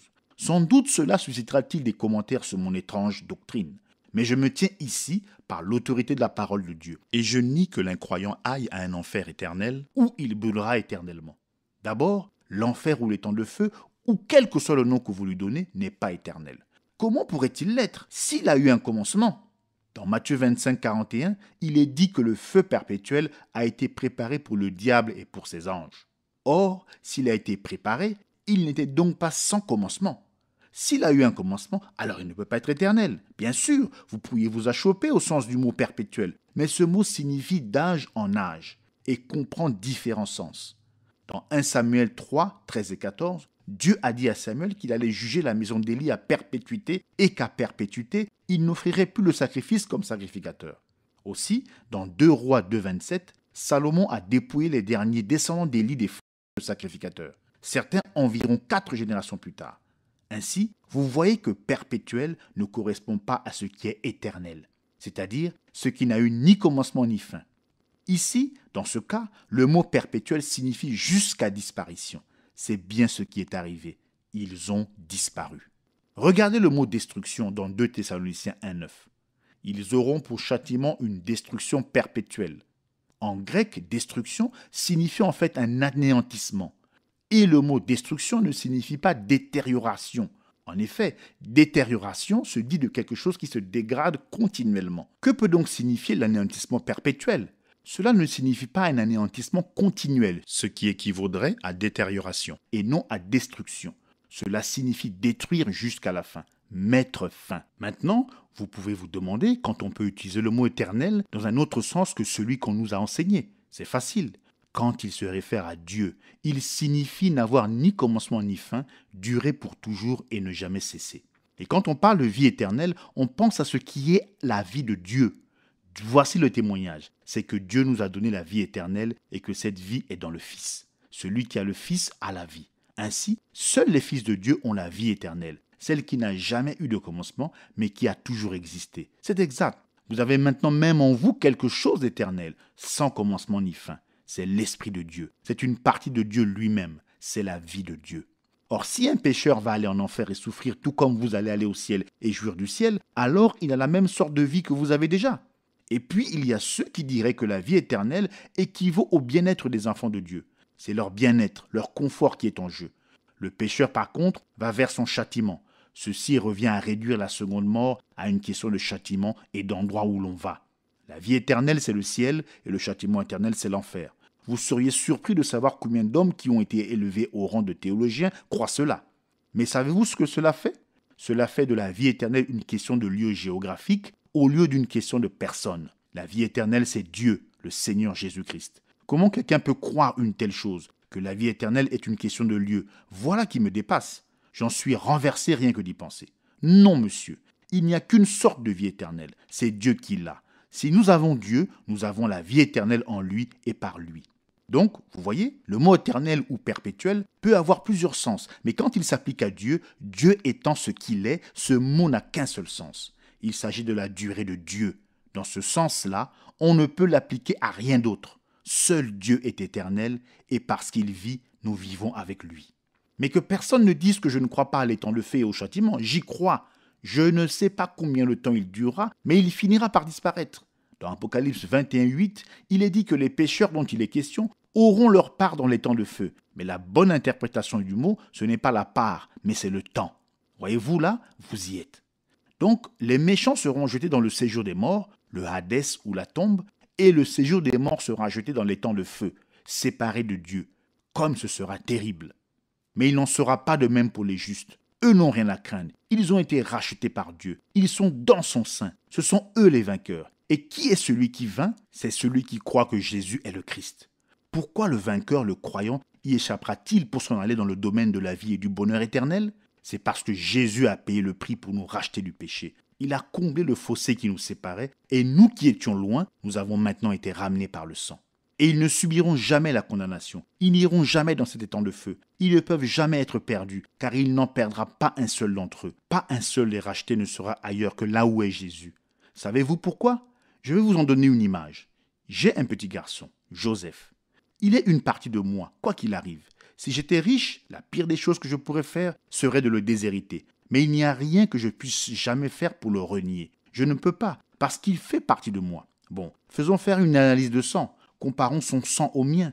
L'analyse prouvera que Joseph est mon fils. Il est à moi. C'est l'analyse de sang qui montre si oui ou non vous appartenez à Dieu. Je ne peux m'empêcher de repenser à l'époque où je gardais à cheval les troupeaux de Hereford de race dans le Colorado. Nous devions faire passer ces bêtes à un contrôle des pouvoirs publics pour avoir le droit de les nourrir sur les pâturages publics. Mais ils n'autorisaient pas l'entrée d'un seul animal qui n'avait pas l'étiquette de sang à l'oreille. L'étiquette certifiait que la bête était de pure race. Les cow-boys qui les contrôlaient ne prêtaient pas un seul regard à la marque. Ils ne regardaient que l'étiquette pour contrôler que le sang était bien le bon. Alléluia. Si le sang est le bon, c'est forcément bon. Vous savez que Dieu a abaissé le regard et a dit « L'âme qui pêche mourra. Elle est séparée de moi. Elle ne peut pas s'approcher de moi. » Nous savons que tous ont péché et sont privés de la gloire de Dieu. Cela veut dire que tous sont morts, tous sont séparés, et qu'il vient un jour où même ce petit peu de vie s'éteindra, et où tout sera fini. Mais Dieu, dans son amour, a pris un animal, et a pris la vie de cet animal à la place de la vie du pécheur. Dans l'Ancien Testament, le pécheur apportait un agneau. Il plaçait sa main sur l'agneau, pendant que le sacrificateur tranchait la gorge de l'agneau. Il le sentait saigner et l'entendait bêler. Il sentait le corps être raidi par la mort. Il voyait la fumée du sang aspergé monter vers Dieu. Il savait que l'agneau avait pris sa place. Il savait que la vie de l'agneau avait été abandonnée à la place de la sienne. Mais la vie de cet agneau était une vie animale, et elle ne pouvait pas revenir sur le pécheur pour le purifier. Il repartait donc avec toujours le même désir de pécher. Il repartait avec le péché dans ses pensées et revenait offrir un sacrifice pour la même chose l'année suivante. Mais il n'en est pas ainsi dans le Nouveau Testament. Notre agneau mourant est le Fils de Dieu qui a donné son sang comme rançon pour plusieurs. Par la foi, nous nous avançons et nous plaçons nos mains sur cet agneau. Nous le voyons avec ses blessures sanglantes, son dos lacéré, son front déchiré par les épines de la cruauté. Nous ressentons sa douleur et nous l'entendons crier « Mon Dieu, pourquoi m'as-tu abandonné ?» Et qu'est-il arrivé? La vie qui a quitté cette cellule de sang brisée est revenue sur celui qui se repent. La vie qui était en lui est revenue sur nous. Nous repartons, désormais sans aucun désir de péché, et nous avons maintenant la haine des œuvres et des convoitises de la chair. Regardons-nous. Qu'est-ce que notre vie? Ce n'est qu'une petite cellule qui vient de notre père. La femme ne transmet pas d'hémoglobine. Elle produit l'ovule, elle est l'incubateur. Mais le sang vient du mâle. C'est pour cela que la femme prend le nom du mari. Les enfants prennent son nom à lui. La mère est l'incubateur des enfants qu'elle porte pour lui. C'est ce qui est arrivé pour notre rédemption. Le Saint-Esprit est descendu sur Marie et elle a donné naissance à un fils qu'elle a appelé Jésus. Le grand Créateur est descendu et il est devenu un sacrifice pour notre péché. Son sang était le sang de Dieu. C'est exactement ce que c'était. Ce sang de Dieu a été versé et l'Esprit l'a quitté quand il est mort dans cette agonie terrible. Ensuite, la même vie, l'Esprit, est revenu habiter dans le pécheur repentant et le délivrer. Ce pécheur ne revenait plus année après année, sacrifice après sacrifice, car ce n'était pas nécessaire. Par un seul sacrifice, il a été délivré une fois pour toutes du pouvoir du péché, et il a reçu la vie de Christ par laquelle il règne, en ayant la victoire sur le péché, le monde, la chair et le diable. C'est Dieu qui l'a fait. Il a tout fait. Il a crié au monde qui était maudit par le péché. Je vous donnerai un signe. Une vierge sera enceinte. Une vierge concevra et enfantera un fils. Ce sera là votre signe. Ce sera un signe perpétuel. Celui à qui elle donnera naissance sera Emmanuel, Dieu avec nous. Dieu est descendu dans une cellule de sang, pas à travers un homme, mais par le Saint-Esprit, et dans ce sein virginal a été formé un tabernacle destiné à la mort. La semence de la femme est venue afin qu'il soit blessé pour nous apporter le salut. Quand le Saint-Esprit est venu sur Marie, il a créé dans son sein la cellule qui allait se multiplier pour devenir le corps de notre Seigneur. Cette cellule a été créée. C'était le commencement de la création de Dieu. Voilà qui est Jésus. Et cet être saint a été rempli d'un sang saint, du sang de Dieu. Ce tabernacle est né. Il a grandi pour devenir un homme. Il est allé au Jourdain, où ce sacrifice a été lavé par Jean, dans le fleuve appelé le Jourdain. Quand ce sacrifice que Dieu accepte est sorti de l'eau, Dieu est venu habiter en lui, en le remplissant de l'Esprit sans mesure. Et quand il est mort, qu'il a versé son sang, la vie parfaite de Dieu a été libérée pour revenir sur le pécheur qui accepterait le Christ comme son sauveur. Oh, comme c'est frappant! Jéhovah, nouveau-né, qui pleurait au-dessus d'un tas de fumier. Jéhovah, né dans une mangeoire de paille. Voici votre signe perpétuel pour ceux qui sont fiers et enflés d'orgueil, les pseudo-intellectuels qui ont développé leur propre théologie et renié la vérité de Dieu. Jéhovah Dieu, un bébé qui pleurait dans une étable puante. Et puis, on pense avoir le droit d'être fier, de prendre un air hautain, de critiquer et de faire comme si on était quelqu'un. Le voici le vrai signe. C'est celui-là le bon. Jéhovah qui jouait comme un garçon. Jéhovah qui travaillait à l'atelier de menuiserie. Jéhovah qui lavait les pieds des pécheurs. Je vous donnerai un signe, a dit Dieu. Pas le signe d'un clergé en col blanc. Pas le signe de la richesse et de la puissance. Ce signe n'aura rien que vous trouviez attirant ou convenable, mais c'est un signe perpétuel. C'est le plus grand de tous les signes. Jéhovah qui se tenait dans la cour, blessé et tout ensanglanté, avec des épines sur le front et des crachats sur le visage, sous les moqueries et les railleries. Jéhovah méprisé et rejeté, suspendu nu à la croix, pendant que les hypocrites le huaient et le défiaient de descendre de la croix. Jéhovah qui mourait, Jéhovah qui priait, mais sans effet. Puis Jéhovah est mort. C'est maintenant le signe pour tous les hommes. Il n'y en a pas de semblable, c'est le grand signe. Alors la terre a été plongée dans l'obscurité. On l'a mis dans un tombeau. Il est resté là 3 jours et 3 nuits, jusqu'à ce qu'un tremblement de terre ébranle la nuit lugubre et qu'il sorte. Jéhovah est sorti. Jéhovah est monté au ciel. Ensuite, Jéhovah est revenu habiter dans son église. Jéhovah est revenu avec un vent impétueux et des flammes de feu. Jéhovah est revenu pour marcher au milieu de son église et pour revêtir son peuple de puissance. Une fois de plus, Jéhovah est venu. Et cette fois, c'était pour rester dans son peuple. Et de nouveau, Jéhovah guérit les malades, ressuscite les morts et se manifeste par l'Esprit. Jéhovah est revenu, parlant en langue et donnant la réponse par l'interprétation. Jéhovah est descendu et il a rétabli la prostituée pour qu'elle ne pêche plus. Il est descendu vers l'ivrogne défiguré, inconscient dans le caniveau. Oui, Jéhovah est venu se manifester dans la chair et se manifester à travers la chair. Jéhovah est venu, Dieu en nous, l'espérance de la gloire. Oui, Jésus est venu verser son sang et libérer les captifs. Il est venu racheter ses brebis perdues. Il leur a donné la vie éternelle et elles ne périront jamais. Il n'en perdra pas une seule, mais il les ressuscitera au dernier jour. Alléluia, ils n'auront pas à souffrir la seconde mort. Elle n'a aucun pouvoir sur eux, car ils appartiennent à l'agneau et ils le suivent partout où il va. Le Saint-Esprit dans chaque âge. Apocalypse 2:11. Que celui qui a des oreilles entende ce que l'Esprit dit aux églises. Il n'y a pas un seul âge de l'Église où ce verset ne soit pas cité. Chacun des âges reçoit le même avertissement adressé aux gens de tous les âges. Que celui qui a des oreilles entende ce que l'Esprit dit. Mais il est absolument impossible que tous les hommes entendent ce que l'Esprit dit aux différents âges. 1 Corinthiens 2, 6 à 16. Cependant, c'est une sagesse que nous prêchons parmi les parfaits, sagesse qui n'est pas de ce siècle, ni des chefs de ce siècle, qui vont être anéantis. Nous prêchons la sagesse de Dieu, mystérieuse et cachée, que Dieu avant les siècles avait destinée pour notre gloire. Sagesse qu'aucun des chefs de ce siècle n'a connue, car s'il l'avait connue, il n'aurait pas crucifié le Seigneur de gloire. Mais comme il est écrit, ce sont des choses que l'œil n'a point vues, que l'oreille n'a point entendues, et qui ne sont point montées au cœur de l'homme, des choses que Dieu a préparées pour ceux qui l'aiment. Dieu nous les a révélées par l'Esprit, car l'Esprit sonde tout, même les profondeurs de Dieu. Lequel des hommes en effet connaît les choses de l'homme, si ce n'est l'esprit de l'homme qui est en lui? De même, personne ne connaît les choses de Dieu, si ce n'est l'esprit de Dieu. Or, nous n'avons pas reçu l'esprit du monde, mais l'esprit qui vient de Dieu, afin que nous connaissions les choses que Dieu nous a données par sa grâce. Et nous en parlons non avec des discours qu'enseigne la sagesse humaine, mais avec ceux qu'enseigne le Saint-Esprit, employant un langage spirituel pour les choses spirituelles. Mais l'homme naturel ne reçoit pas les choses de l'Esprit de Dieu, car elles sont une folie pour lui, et il ne peut les connaître, parce que c'est spirituellement qu'on en juge. L'homme spirituel, au contraire, juge de tout, et il n'est lui-même jugé par personne, car qui a connu la pensée du Seigneur pour l'instruire? Or, nous avons la pensée de Christ. Matthieu 13, 13 à 16. C'est pourquoi je leur parle en parabole, parce qu'en voyant, ils ne voient point, et qu'en entendant, ils n'entendent ni ne comprennent. Et pour eux s'accomplit cette prophétie d'Ésaïe. Vous entendrez de vos oreilles, et vous ne comprendrez point. Vous regarderez de vos yeux, et vous ne verrez point. Car le cœur de ce peuple est devenu insensible. Ils ont endurci leurs oreilles, et ils ont fermé leurs yeux, de peur qu'ils ne voient de leurs yeux, qu'ils n'entendent de leurs oreilles, qu'ils ne comprennent de leur cœur, qu'ils ne se convertissent, et que je ne les guérisse. Mais heureux sont vos yeux, parce qu'ils voient, et vos oreilles, parce qu'elles entendent.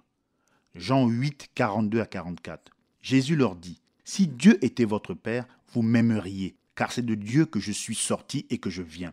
Je ne suis pas venu de moi-même, mais c'est lui qui m'a envoyé. Pourquoi ne comprenez-vous pas mon langage? Parce que vous ne pouvez écouter ma parole. Vous avez pour père le diable, et vous voulez accomplir les désirs de votre père. Il a été meurtrier dès le commencement, et il ne se tient pas dans la vérité, parce qu'il n'y a pas de vérité en lui. Lorsqu'il profère le mensonge, il parle de son propre fond, car il est menteur et le père du mensonge. » D'après ces passages de l'Écriture, il est tout à fait évident qu'aucun homme ne peut de lui-même entendre Dieu. Il faut que Dieu lui donne cette capacité. Matthieu 16, 17. Jésus, reprenant la parole, lui dit, « Tu es heureux, Simon, fils de Jonas, car ce ne sont pas la chair et le sang qui t'ont révélé cela, mais c'est mon Père qui est dans les cieux. » En rapprochant ces versets, nous voyons qu'il n'y a qu'un seul groupe de gens, un groupe de gens très particulier, qui a la capacité d'entendre ce que l'Esprit dit dans chaque âge. C'est un groupe particulier qui reçoit la révélation de chaque âge. Ce groupe est de Dieu, car le groupe de ceux qui ne peuvent pas entendre n'est pas de Dieu. Jean 8, 42 à 44. Le groupe de ceux qui peuvent entendre et qui entendent ce que l'Esprit dit et qui en reçoivent la révélation est le groupe qui est décrit dans 1 Corinthiens 2, 6 à 16. Ce sont eux qui ont l'Esprit de Dieu. Ce sont eux qui sont nés de Dieu. Ils sont baptisés dans le corps du Seigneur Jésus-Christ par son Esprit. Ils sont baptisés du Saint-Esprit. Pour continuer sur la lancée de ce que nous venons de dire, et aussi pour utiliser un passage de l'Écriture que nous devons garder à l'esprit, quand nous parlons de savoir qui est baptisé du Saint-Esprit, voyez ce que Jésus dit dans Jean 6, 45.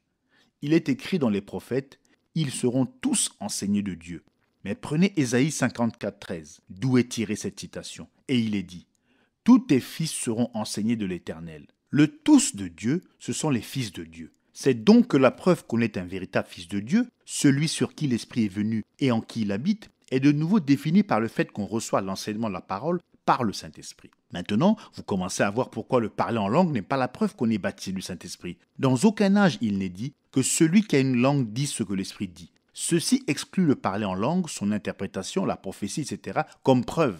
La preuve, c'est qu'on entend ce que l'Esprit dit. L'Esprit parle, oui, l'Esprit enseigne. C'est exactement ce que Jésus a dit, qu'il allait faire quand il viendrait. Jean 14, 26. Il vous enseignera toutes choses et vous rappellera tout ce que je vous ai dit. Et c'est exactement ce qui est arrivé. C'est comme cela que les évangiles ont été écrits. Ces hommes, par le Saint-Esprit, se rappelaient les paroles mêmes que Jésus avait dites. C'est pour cela que les évangiles sont exacts. Ils sont parfaits. Seulement l'Esprit ne leur a pas seulement rappelé toutes choses, mais il leur en a aussi enseigné plus long sur la vérité qu'ils avaient déjà. C'est ainsi que Paul a reçu ces révélations. Il a dit à ce sujet, « Je vous déclare, frères, que l'évangile qui a été annoncé par moi n'est pas de l'homme, car je ne l'ai ni reçu d'un homme, ni appris d'un homme, mais par une révélation de Jésus-Christ. » Galates 1, 11 et 12.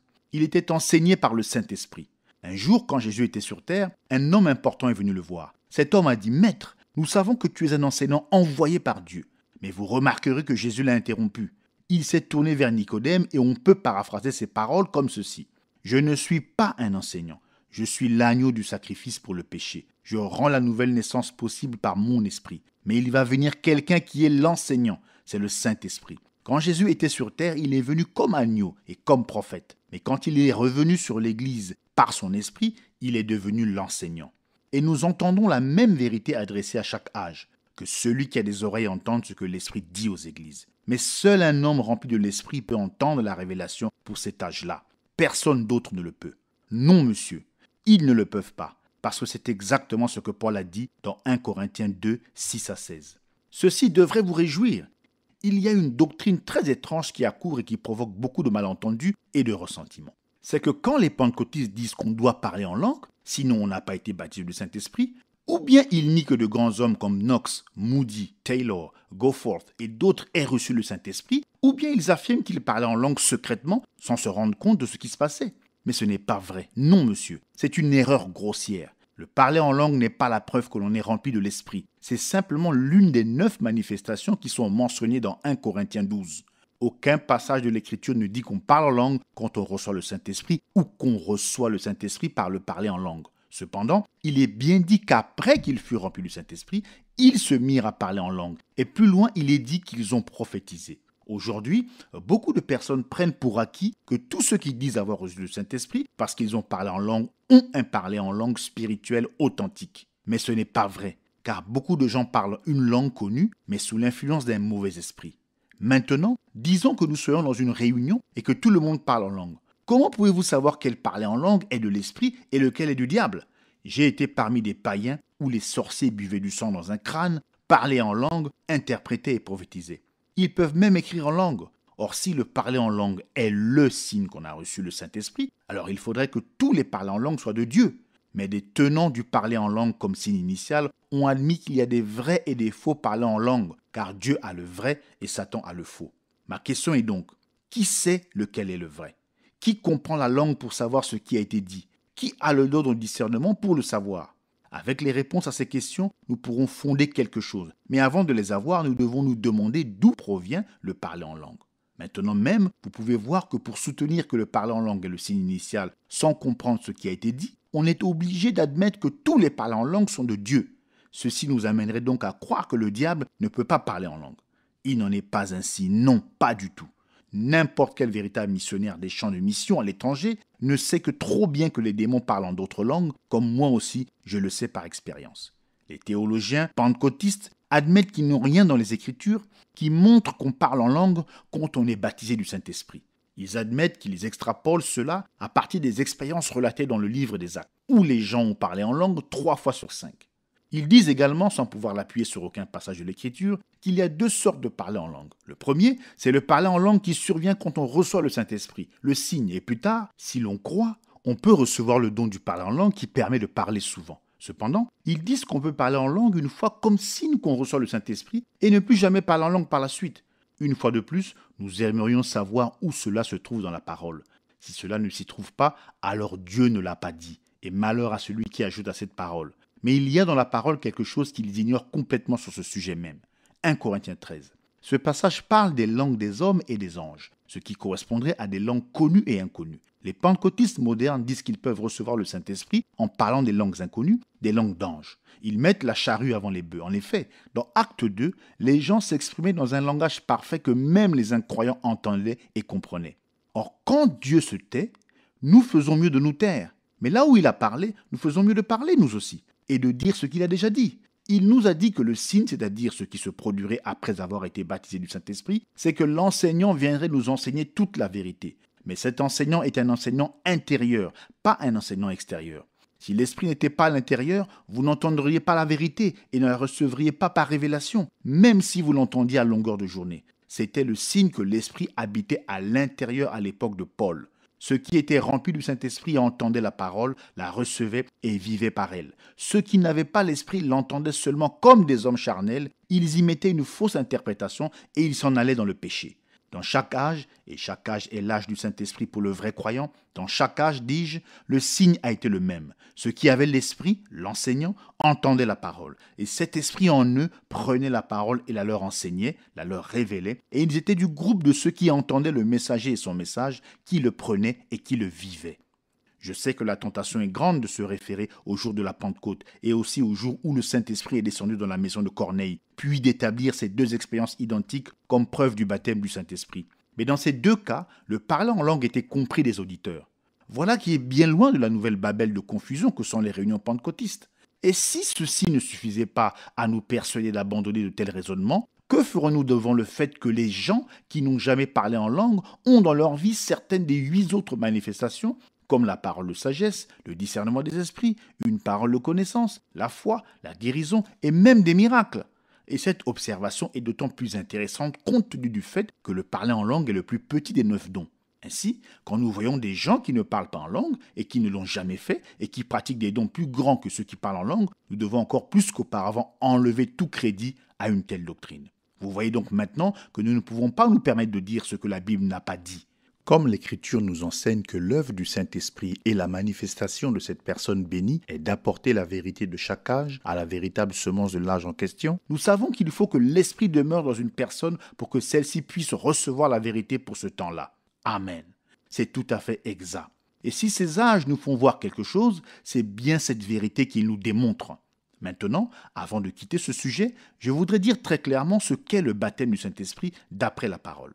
Ce n'est pas d'après moi, ni d'après vous, mais il faut que ce soit d'après l'ainsi dit le Seigneur, sinon nous sommes conduits dans l'erreur. Amen. Pour commencer, vous remarquerez que dans mes réunions, quand j'ai fini de prêcher, lors d'une réunion d'évangélisation ou d'un message d'enseignement, je lance le filet et j'invite les gens à réagir. Je leur demande de s'avancer pour recevoir le Saint-Esprit. Mes amis pentecôtistes, quand ils m'entendent dire ceci, croient que j'invite les gens à s'avancer pour être baptisés du Saint-Esprit parce qu'ils sont déjà nés de nouveau. Ainsi, quand j'invite ceux qui sont remplis de l'Esprit à venir aider ceux qui ont répondu à l'invitation de recevoir l'Esprit, ces chers amis se précipitent vers les gens qui se sont avancés pour leur parler en les encourageant à s'abandonner à Dieu et à croire pour parler en langue. Ceci a été la cause de beaucoup de confusion et je veux vous dire exactement ce que j'entends par là. J'entends par là que le pécheur s'avance et qu'il naisse de nouveau. C'est-à-dire qu'il soit baptisé dans le corps de Christ par le Saint-Esprit, ce qui est exactement ce qui est arrivé à la Pentecôte quand l'Église a démarré. Autrement dit, être né de l'Esprit, c'est être véritablement baptisé du Saint-Esprit. C'est une seule et même chose. Je comprends bien que ceci va être un peu déroutant, parce que la plupart des gens savent que j'ai été ordonné prédicateur dans une église baptiste, et que je déclare depuis longtemps que les baptistes se sont trompés en disant qu'on reçoit le Saint-Esprit quand on croit, car ce n'est pas vrai. On le reçoit après avoir cru. Acte 19, 2 à 6. Il leur dit, « Avez-vous reçu l'Esprit Saint après avoir cru ?» Et ils lui dirent, « Mais nous n'avons même pas ouï dire si l'Esprit Saint est. » Et il dit, « De quel baptême donc avez-vous été baptisés ?» Et ils dirent, « Du baptême de Jean. » Et Paul dit, « Jean a baptisé du baptême de la repentance, disant au peuple qu'ils crussent en celui qui venait après lui, c'est-à-dire en Jésus. Et ayant ouï ces choses, ils furent baptisés pour le nom du Seigneur Jésus. Et Paul, leur ayant imposé les mains, l'Esprit Saint vint sur eux et ils parlèrent en langue et prophétisèrent. C'est cela. Paul demandait, avez-vous reçu après avoir cru? Pas quand vous avez cru? Et là, il y a une grande différence, car c'est après avoir cru que nous recevons. Éphésiens 1,13 est un récit mot pour mot de ce qui est arrivé à Éphèse selon Acte 19. En qui vous aussi vous avez espéré, ayant entendu la parole de la vérité, l'évangile de votre salut, auquel aussi ayant cru, pas en croyant, vous avez été scellés du Saint-Esprit de la promesse. Mais voici à quoi je veux en venir. Trop de nos modernistes, et même de nos fondamentalistes, soi-disant, croient au salut à un moment précis qu'on appelle souvent prendre une décision. Et on a appelé cela recevoir Christ ou naître de nouveau. Or, recevoir Christ, c'est recevoir son esprit. Recevoir son esprit, c'est naître de nouveau. Recevoir son esprit, c'est être baptisé du Saint-Esprit. Amen. Ces gens croient, c'est merveilleux, mais ils s'arrêtent là. C'est après avoir cru qu'on reçoit le Saint-Esprit. Il en a toujours été ainsi, et il en sera toujours ainsi. La toute première parole d'instruction a été donnée par Pierre à la Pentecôte. Il a dit, « Repentez-vous et que chacun de vous soit baptisé au nom de Jésus-Christ pour le pardon de vos péchés, et vous recevrez le don du Saint-Esprit. Car la promesse est pour vous, pour vos enfants et pour tous ceux qui sont au loin, en aussi grand nombre que le Seigneur notre Dieu les appellera. » Ces instructions étaient une réponse directe de Pierre quant à ce qui s'était réellement passé à la Pentecôte. Ce qui s'est passé, c'est que Dieu, comme il était dit dans Joël, répandait le Saint-Esprit promis sur toute chair. Il n'avait pas été répandu avant ce moment-là, ni donné avant ce moment-là. C'était là le moment. Mais désormais, cela devait venir par la repentance, le baptême au nom du Seigneur Jésus-Christ. Après quoi, Dieu était tenu de remplir ceux qui venaient. Ni Pierre, ni aucun des apôtres n'a jamais dit « vous devez naître de nouveau et ensuite être rempli de l'Esprit ». Pour voir que c'est là l'expérience type pour recevoir le Saint-Esprit, regardez attentivement la fois suivante où l'Esprit est descendu sur des gens. Acte 8, 5 à 17. Philippe étant descendu dans la ville de Samarie, y prêcha le Christ. Les foules tout entières étaient attentives à ce que disait Philippe, lorsqu'elles apprirent et virent les miracles qu'il faisait. Car des esprits impurs sortirent de plusieurs démoniaques en poussant de grands cris, et beaucoup de paralytiques et de boiteux furent guéris. Il y eut une grande joie dans cette ville. Il y avait auparavant dans la ville un homme nommé Simon, qui se donnant pour un personnage important, exerçait la magie et provoquait l'étonnement du peuple de la Samarie. Tous, depuis le plus petit jusqu'au plus grand, l'écoutaient attentivement et disaient « Celui-ci est la puissance de Dieu, celle qui s'appelle la Grande ». Ils l'écoutaient attentivement parce qu'il les avait longtemps étonnés par ses actes de magie. Mais quand ils eurent cru à Philippe, qui leur annonçait la bonne nouvelle du royaume de Dieu et du nom de Jésus-Christ, hommes et femmes se firent baptiser. Simon lui-même crut, et après avoir été baptisé, il ne quittait plus Philippe, et il voyait avec étonnement les miracles et les grands prodiges qui s'opéraient. Les apôtres qui étaient à Jérusalem, ayant appris que la Samarie avait reçu la parole de Dieu, y envoyèrent Pierre et Jean. Ceux-ci, arrivés chez les Samaritains, prièrent pour eux afin qu'ils reçussent le Saint-Esprit, car il n'était encore descendu sur aucun d'eux. Ils avaient seulement été baptisés au nom du Seigneur Jésus. Alors Pierre et Jean leur imposèrent les mains et ils reçurent le Saint-Esprit. D'après le verset 12, ils ont cru la parole. Ensuite, ils ont été baptisés au nom du Seigneur Jésus. Mais d'après le verset 16, malgré tout cela, ils n'avaient pas encore reçu le Saint-Esprit. C'est seulement après avoir cru et avoir été correctement baptisés qu'ils ont reçu le Saint-Esprit. C'est exactement selon le modèle établi par Pierre dans Actes 2, 38 et 39. Un autre passage de l'Écriture qui éclaire ceci de façon merveilleuse est celui de Galates 3, 13 et 14. « Maudit est quiconque est pendu au bois, afin que la bénédiction d'Abraham eût pour les païens son accomplissement en Jésus-Christ, et que, afin que nous reçussions par la foi l'Esprit qui avait été promis. Or, on ne peut absolument pas dire que la bénédiction d'Abraham est la nouvelle naissance et que l'Esprit qui avait été promis est le baptême du Saint-Esprit en tant que deux événements distincts. En effet, le passage dit ceci, « Jésus est mort sur la croix et, au moyen de cette mort et de cette résurrection, la bénédiction d'Abraham a eu son accomplissement pour les gens des nations, elle a quitté les Juifs.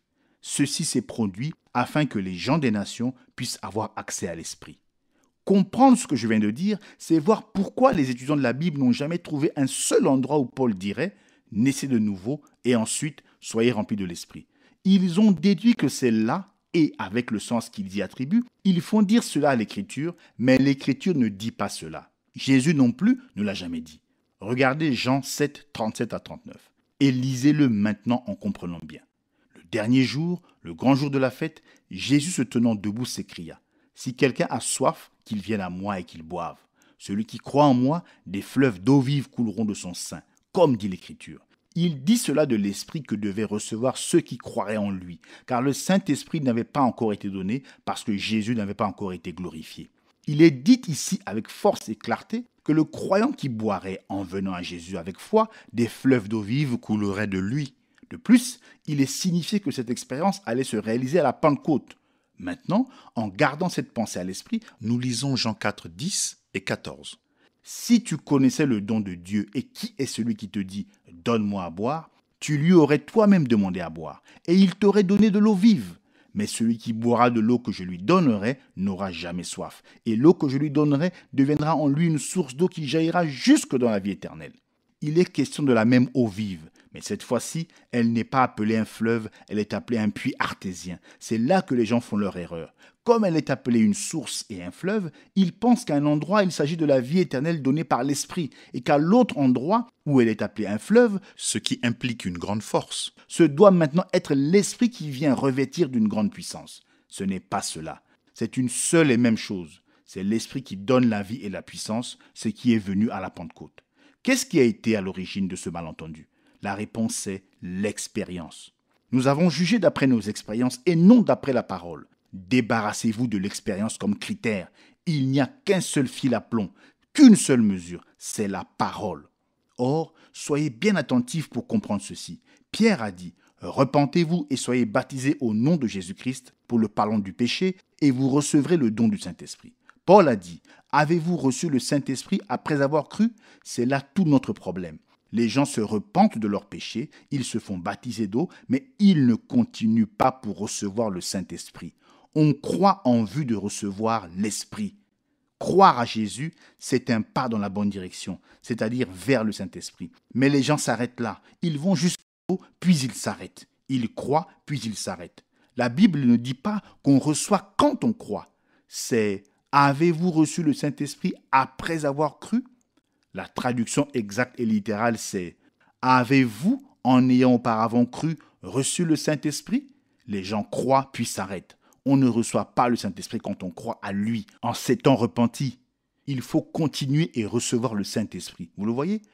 Voilà ce qui ne va pas chez nos fondamentalistes. Ils n'ont pas de puissance parce qu'ils s'arrêtent avant la Pentecôte. Ils sont comme les enfants d'Israël qui sont sortis d'Égypte et qui se sont arrêtés avant le pays promis. Quand ces enfants d'Israël avaient quitté l'Égypte, ils étaient forts d'environ 2 millions de personnes. Ils ont tous voyagé ensemble. Ils ont tous vu les mêmes miracles de Dieu. Ils ont tous eu part à la même manne et à l'eau du rocher frappé. Ils ont tous suivi la même nuée le jour et la colonne de feu la nuit. Mais seulement 2 ont atteint le pays promis. Seulement 2 étaient de véritables croyants.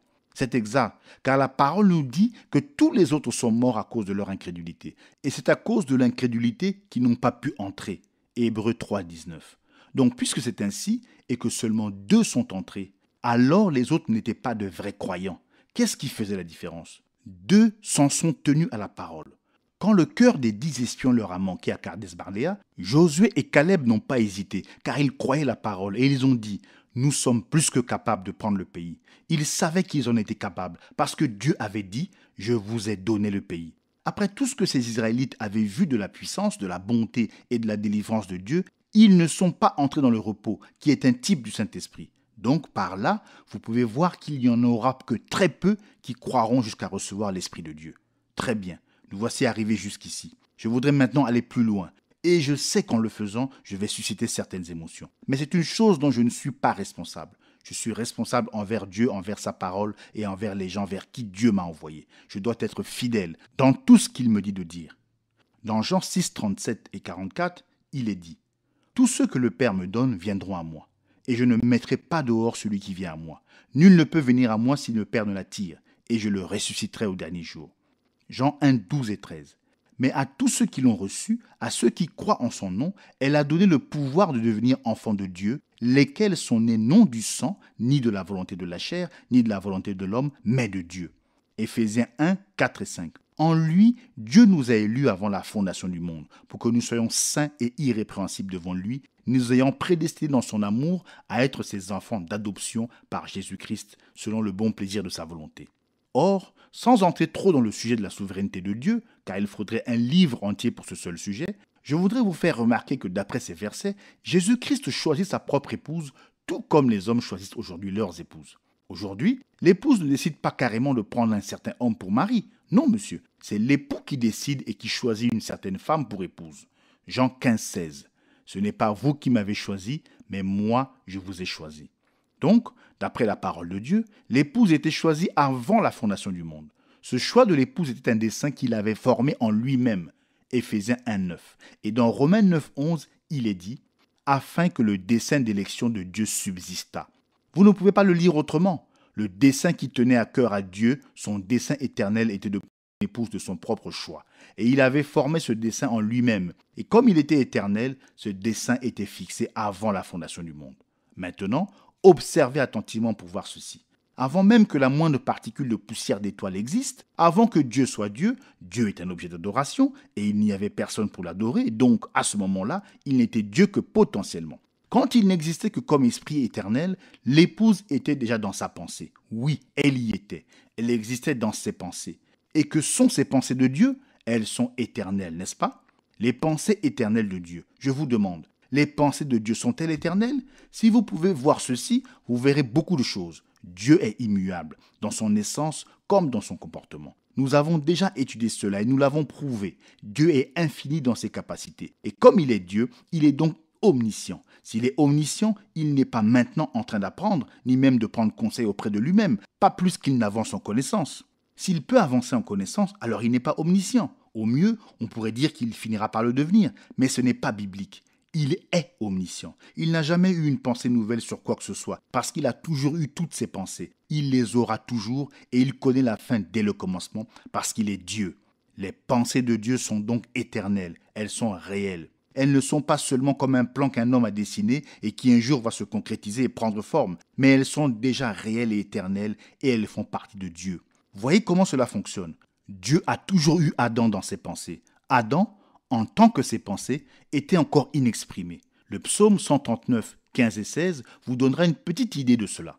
Mon corps n'était point caché devant toi lorsque j'ai été fait dans un lieu secret, tissé dans les profondeurs de la terre. Quand je n'étais qu'une masse informe, tes yeux me voyaient, et sur ton livre étaient tout inscrits les jours qui m'étaient destinés, avant qu'aucun d'eux existât. Ceci, comme je l'ai dit, n'a pas été écrit au sujet d'Adam, mais cela vous donne l'idée, cela vous fait savoir que la pensée était là, dans sa pensée, et que cette pensée était éternelle et devait être exprimée. Ainsi, quand Adam a été formé de la poussière de la terre et que son être spirituel a été créé par Dieu, alors Adam est devenu la pensée de Dieu exprimée et ses pensées éternelles étaient maintenant manifestées. Nous pourrions continuer à travers les siècles. Nous voyons Moïse, Jérémie, Jean-Baptiste et chacun d'eux était la pensée éternelle de Dieu exprimée en son temps. Ensuite, nous en arrivons à Jésus, le Logos. Il était la pensée parfaite et entière, exprimée, et il s'est fait connaître comme la parole. C'est ce qu'il est. Et c'est ce qu'il sera pour toujours. Or, il est dit qu'il nous a choisis en lui, Jésus, avant la fondation du monde. Ce qui veut dire que nous étions là, avec lui dans la pensée de Dieu, dans ses pensées avant la fondation du monde. Cela donne aux élus une qualité éternelle. Il n'y a pas à sortir de là. Permettez-moi une parenthèse ici. Même notre naissance naturelle est fondée sur l'élection. Les ovaires de la femme produisent beaucoup d'ovules. Mais comment se fait-il qu'à un moment donné, un ovule sorte et non un autre ? Et puis du milieu du sperme de l'homme, sans raison connue, un certain germe s'attache à l'ovule alors que d'autres auraient pu s'y attacher aussi facilement ou bien avaient de meilleures chances de le faire, mais ne l'ont pas fait et ont péri. Il y a une intelligence derrière tout cela. Sinon, qu'est-ce qui détermine si le bébé sera un garçon ou une fille, blond ou brun, aux yeux foncés ou aux yeux clairs, etc. En gardant cela à l'esprit, pensez à Josué et à Caleb. Jésus n'a-t-il pas dit dans Jean 6, 49 « Vos pères ont mangé la manne dans le désert et ils sont morts ». Ces parents qui sont morts devaient être là comme ancêtres de ceux à qui Jésus parlait. Ils ont péri et pourtant ils étaient dans l'élection de Dieu sur le plan naturel, comme Josué et Caleb l'étaient sur le plan spirituel. Mais pour continuer, ces élus n'étaient pas seulement les pensées éternelles de Dieu qui devaient être exprimées dans la chair en leur temps, mais ces mêmes élus sont appelés d'un autre nom, Romains 4, 16. C'est pourquoi les héritiers le sont par la foi, pour que ce soit par grâce, afin que la promesse soit assurée à toute la postérité, non seulement à celle qui est sous la loi, mais aussi à celle qui a la foi d'Abraham, notre Père à tous.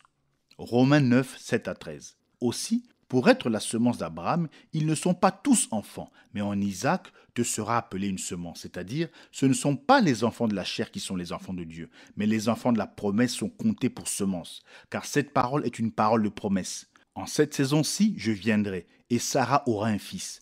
Et non seulement cela, mais aussi quant à Rebecca, lorsqu'elle conçut d'Isaac notre père, car avant que les enfants fussent nés et qu'ils eussent rien fait de bon ou de mauvais, afin que le propos de Dieu selon l'élection demeurât, non point sur le principe des œuvres, mais de celui qui appelle, il lui fut dit, le plus grand sera asservi au plus petit. Ainsi qu'il est écrit, j'ai aimé Jacob et j'ai haï Ésaü. Galates 3,16. Or c'est à Abraham que les promesses ont été faites et à sa semence. Il ne dit pas et aux semences, comme parlant de plusieurs, mais comme parlant d'un seul, et à ta semence, qui est Christ.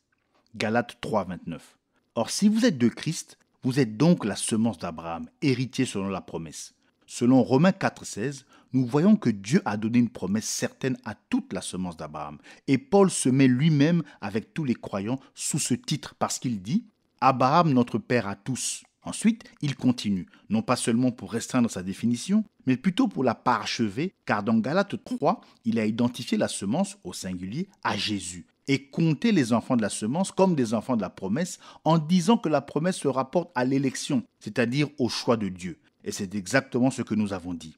Ceux-ci, qui sont de la semence royale, sont les élus de Dieu, ce sont les prédestinés, connus d'avance par Dieu, et qui étaient dans la pensée de Dieu. Ils étaient de ses pensées. En langage bien clair, la véritable épouse de Christ était dans la pensée de Dieu éternellement, Bien qu'elle n'ait pas été exprimée, tant que chacun n'était pas apparu au temps fixé, désigné pour lui. Chaque membre, en venant, était exprimé et a pris sa place dans le corps. Ainsi, cette épouse est littéralement l'épouse semence parole parlée. Et bien qu'elle soit désignée au féminin, elle est aussi appelée le corps de Christ. Il est tout à fait clair que c'est ainsi qu'elle doit être appelée, car elle était prédestinée en lui. Elle est venue de la même source, elle était éternelle avec lui, et maintenant elle manifeste Dieu dans un corps fait de plusieurs membres, alors qu'auparavant, Dieu s'était manifesté dans un seul membre, notre Seigneur Jésus-Christ. Nous en arrivons donc maintenant à une conclusion. Comme le Logos éternel, Dieu, a été manifesté dans le Fils, et quand Jésus habitait corporellement toute la plénitude de la divinité, comme cet être éternel était le Père manifesté dans la chair, obtenant ainsi le titre de Fils, de même nous, qui sommes éternels dans ses pensées, nous sommes devenus à notre tour la semence parole parlée, composée de plusieurs membres manifestés dans la chair. Et ces pensées éternelles qui sont maintenant manifestées dans la chair sont les fils de Dieu. C'est ainsi que nous sommes appelés. Nous ne sommes pas devenus la semence par la nouvelle naissance, nous étions la semence. C'est pourquoi nous sommes nés de nouveau, car seuls les élus peuvent naître de nouveau. C'est parce que nous étions la semence que nous avons pu être vivifiés. Dans ce qui n'est pas de la semence, il n'y a rien à vivifier. Gardez bien ceci à l'esprit. Maintenant, passons à l'étape suivante. Racheter veut dire acheter quelque chose que l'on possédait à l'origine. C'est ramener au propriétaire originel. Dieu, par sa mort, par son sang versé, a racheté les siens. Il a racheté l'épouse semence parole parlée. Mes brebis entendent ma voix, ma parole, et elles me suivent. Vous avez toujours été une brebis. Vous n'avez jamais été un porc ou un chien transformé en brebis. C'est impossible, car toute espèce de vie produit selon son espèce, et il n'y a pas de changement d'espèce. Comme nous étions dans les pensées de Dieu et que nous avons ensuite été exprimés dans la chair, il devait venir un jour où nous entendrions sa voix, la parole. Et en entendant cette voix, nous allions nous rendre compte que notre Père nous appelle et reconnaître que nous sommes les fils de Dieu. Nous avons entendu sa voix, et comme le Fils prodigue, nous nous sommes écriés « Sauve-moi, ô mon Père, je reviens à toi ». Un fils de Dieu peut mettre longtemps à reconnaître qu'il est un fils. En fait, beaucoup de vrais chrétiens ressemblent à l'aiglon de l'histoire, qui avait éclos sous une poule. Vous savez que l'aigle est un type du vrai croyant. Eh bien, un fermier avait pris un œuf dans un nid d'aigle et l'avait mis sous une poule. Le moment venu, tous les œufs qui étaient sous la poule ont éclos. Les poussins s'entendaient bien avec la mère poule, mais cet aiglon n'arrivait pas à se faire à la façon de caqueter et de chercher sa nourriture en grattant dans un tas de fumier. Il arrivait à se débrouiller pour survivre, mais il était plutôt déboussolé là-dedans. Mais un jour, très haut dans les airs, la mère aigle qui avait pondu l'œuf aperçoit cet aiglon sur le sol. Elle amorce une vertigineuse descente en piqué et lui trompette de tous ses poumons de s'envoler pour monter la rejoindre. Il n'avait jamais entendu trompetter un aigle, mais quand il entend ce premier cri, il y a quelque chose en lui qui remue et il voudrait s'élancer vers elle. Mais il a peur d'essayer. De nouveau, la mère lui crie de s'élever dans le vent et de la suivre. Il répond, il crie qu'il a peur. Encore une fois, elle lance son appel en lui criant d'essayer. En battant des ailes, il parvient à monter en l'air et répondant au cri de sa mère, il s'élève dans le ciel bleu. Vous voyez, il avait toujours été un aigle. Il s'était comporté comme un poulet pendant un petit moment seulement. Il n'était pas satisfait.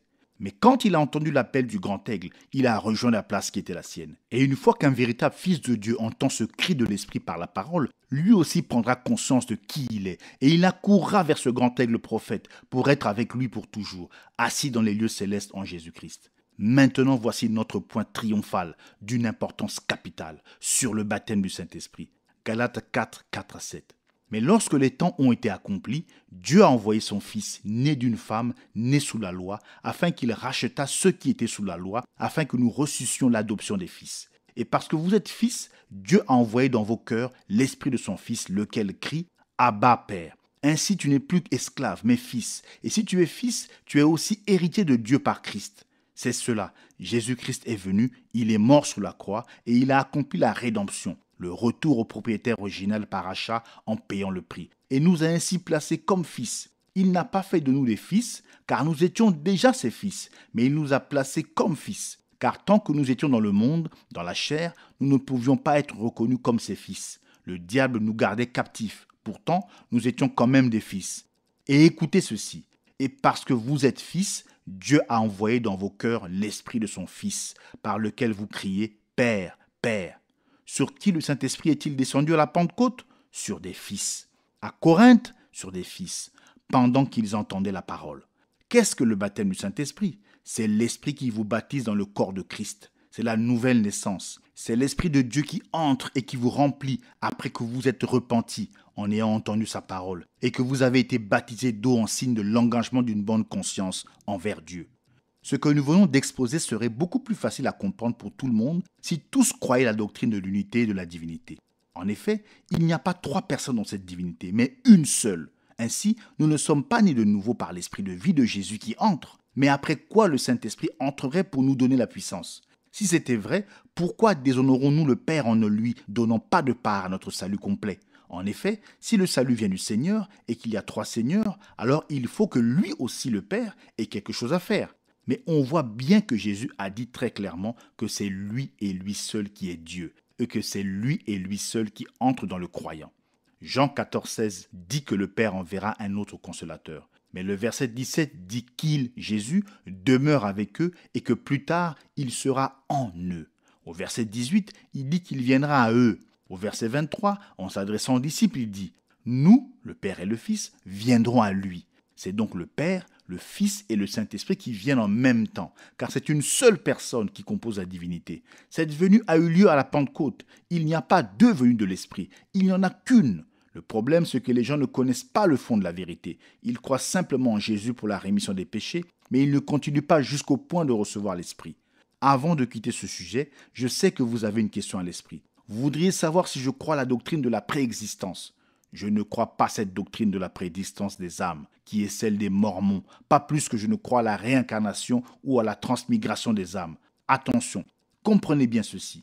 Ce n'est pas la personne qui est prédestinée par Dieu depuis l'éternité, c'est la parole, la semence. Voilà ce que c'est. Il y a très très longtemps, à une époque trop oculée pour que l'esprit humain puisse le concevoir, le Dieu éternel, dont les pensées sont éternelles, a pensé et décrété que « J'ai aimé Jacob Et j'ai haï Ésaü. Romains 9,13. Alors qu'aucun des deux n'était né et qu'aucun des deux n'avait fait ni bien ni mal. Vous voyez, c'était la pensée. Ensuite, cette pensée s'est exprimée et Dieu a racheté Jacob parce que Jacob seul était la semence. Seul Jacob avait la semence. C'est pourquoi il avait égard au droit d'aînesse et à l'alliance de Dieu. Si vous êtes de la vraie semence, vous entendrez cette parole. L'Esprit vous baptisera dans le corps de Christ. Il vous remplira et vous revêtira de puissance. Et vous recevrez la parole pour votre jour et pour votre âge. Voyez-vous comme la véritable preuve devient claire quand la parole vous est révélée ? Remarquez encore, Jésus était la semence royale. Il vivait dans un corps humain. Quand l'Esprit l'a appelé, lui, la pensée manifestée par la parole, il est allé au Jourdain, où il a été baptisé d'eau. Une fois qu'il a eu obéi à la parole, le Saint-Esprit est descendu sur lui et la voix a dit « Celui-ci est mon fils bien-aimé, écoutez-le ». La voix n'a pas dit « Celui-ci est devenu mon fils ». Jésus était le fils. Le Saint-Esprit l'a placé dans sa position de fils devant tous. Ensuite, après avoir été rempli de cette façon, et le même modèle subsiste à la Pentecôte et subsiste désormais pour toujours, il manifestait la puissance en recevant la pleine révélation de Dieu que Dieu lui avait donnée pour cette époque-là. Nous venons donc d'affirmer longuement que la véritable preuve qu'on est baptisé du Saint-Esprit, c'est que le croyant reçoit la parole pour l'âge dans lequel il vit. Je vais vous le montrer on ne peut plus clairement. Les 7 âges, Tels qu'ils sont exposés dans Apocalypse, chapitres 2 et 3, incluent toute la durée de la plénitude des nations. tels qu'ils sont exposés dans Apocalypse, Dieu traite avec les gens des nations pour le salut. Dans chacun des âges, sans exception, la même chose est dite au début et à la fin du message à chaque âge. Écrit aux messagers d'Éphèse, de Smyrne, de Pergame, de Thyatire, de Sardes, de Philadelphie, de Laodicée. Voici ce que dit celui, etc., etc. Que celui, au singulier, qui a des oreilles entende ce que l'Esprit dit aux églises. Remarquez ici que dans chaque âge, Jésus, par l'Esprit, ne s'adresse qu'à une seule personne en ce qui concerne la parole pour cet âge-là. Un seul messager pour chaque âge reçoit ce que l'Esprit a à dire à cet âge-là, et c'est ce messager-là qui est le messager pour la véritable Église. Il parle de la part de Dieu par révélation aux églises, à la vraie et à la fausse. Le message est alors diffusé à tous. Mais bien qu'il soit diffusé à tous ceux qui sont atteints par le message, ce message n'est reçu individuellement que par un groupe particulier, d'une certaine façon. Chaque individu de ce groupe est quelqu'un qui a la capacité d'entendre ce que l'Esprit dit au moyen du messager. Ceux qui entendent ne reçoivent pas leur propre révélation particulière, pas plus qu'un groupe ne reçoit sa révélation collective. Mais chaque personne entend et reçoit ce que le messager a déjà reçu de Dieu. Or, ne vous étonnez pas de ce qu'il en soit ainsi, car Paul, sous la main de Dieu, a établi ce modèle. Seul Paul avait l'entière révélation pour son époque, comme en témoigne sa confrontation avec les autres apôtres, lesquels ont reconnu que Paul était pour cette époque-là le messager prophète envoyé aux gens des nations. Remarquez aussi ce qui est bien illustré dans la parole. Quand Paul désirait se rendre en Asie, Dieu l'en a empêché, car les brebis, ses enfants, se trouvaient en Macédoine, et eux, les Macédoniens, entendraient ce que l'Esprit avait à dire à travers Paul, alors que les gens d'Asie ne l'entendraient pas. Nous retrouvons exactement le même modèle dans chaque âge. Voilà pourquoi la lumière vient à travers un messager donné par Dieu dans une certaine région.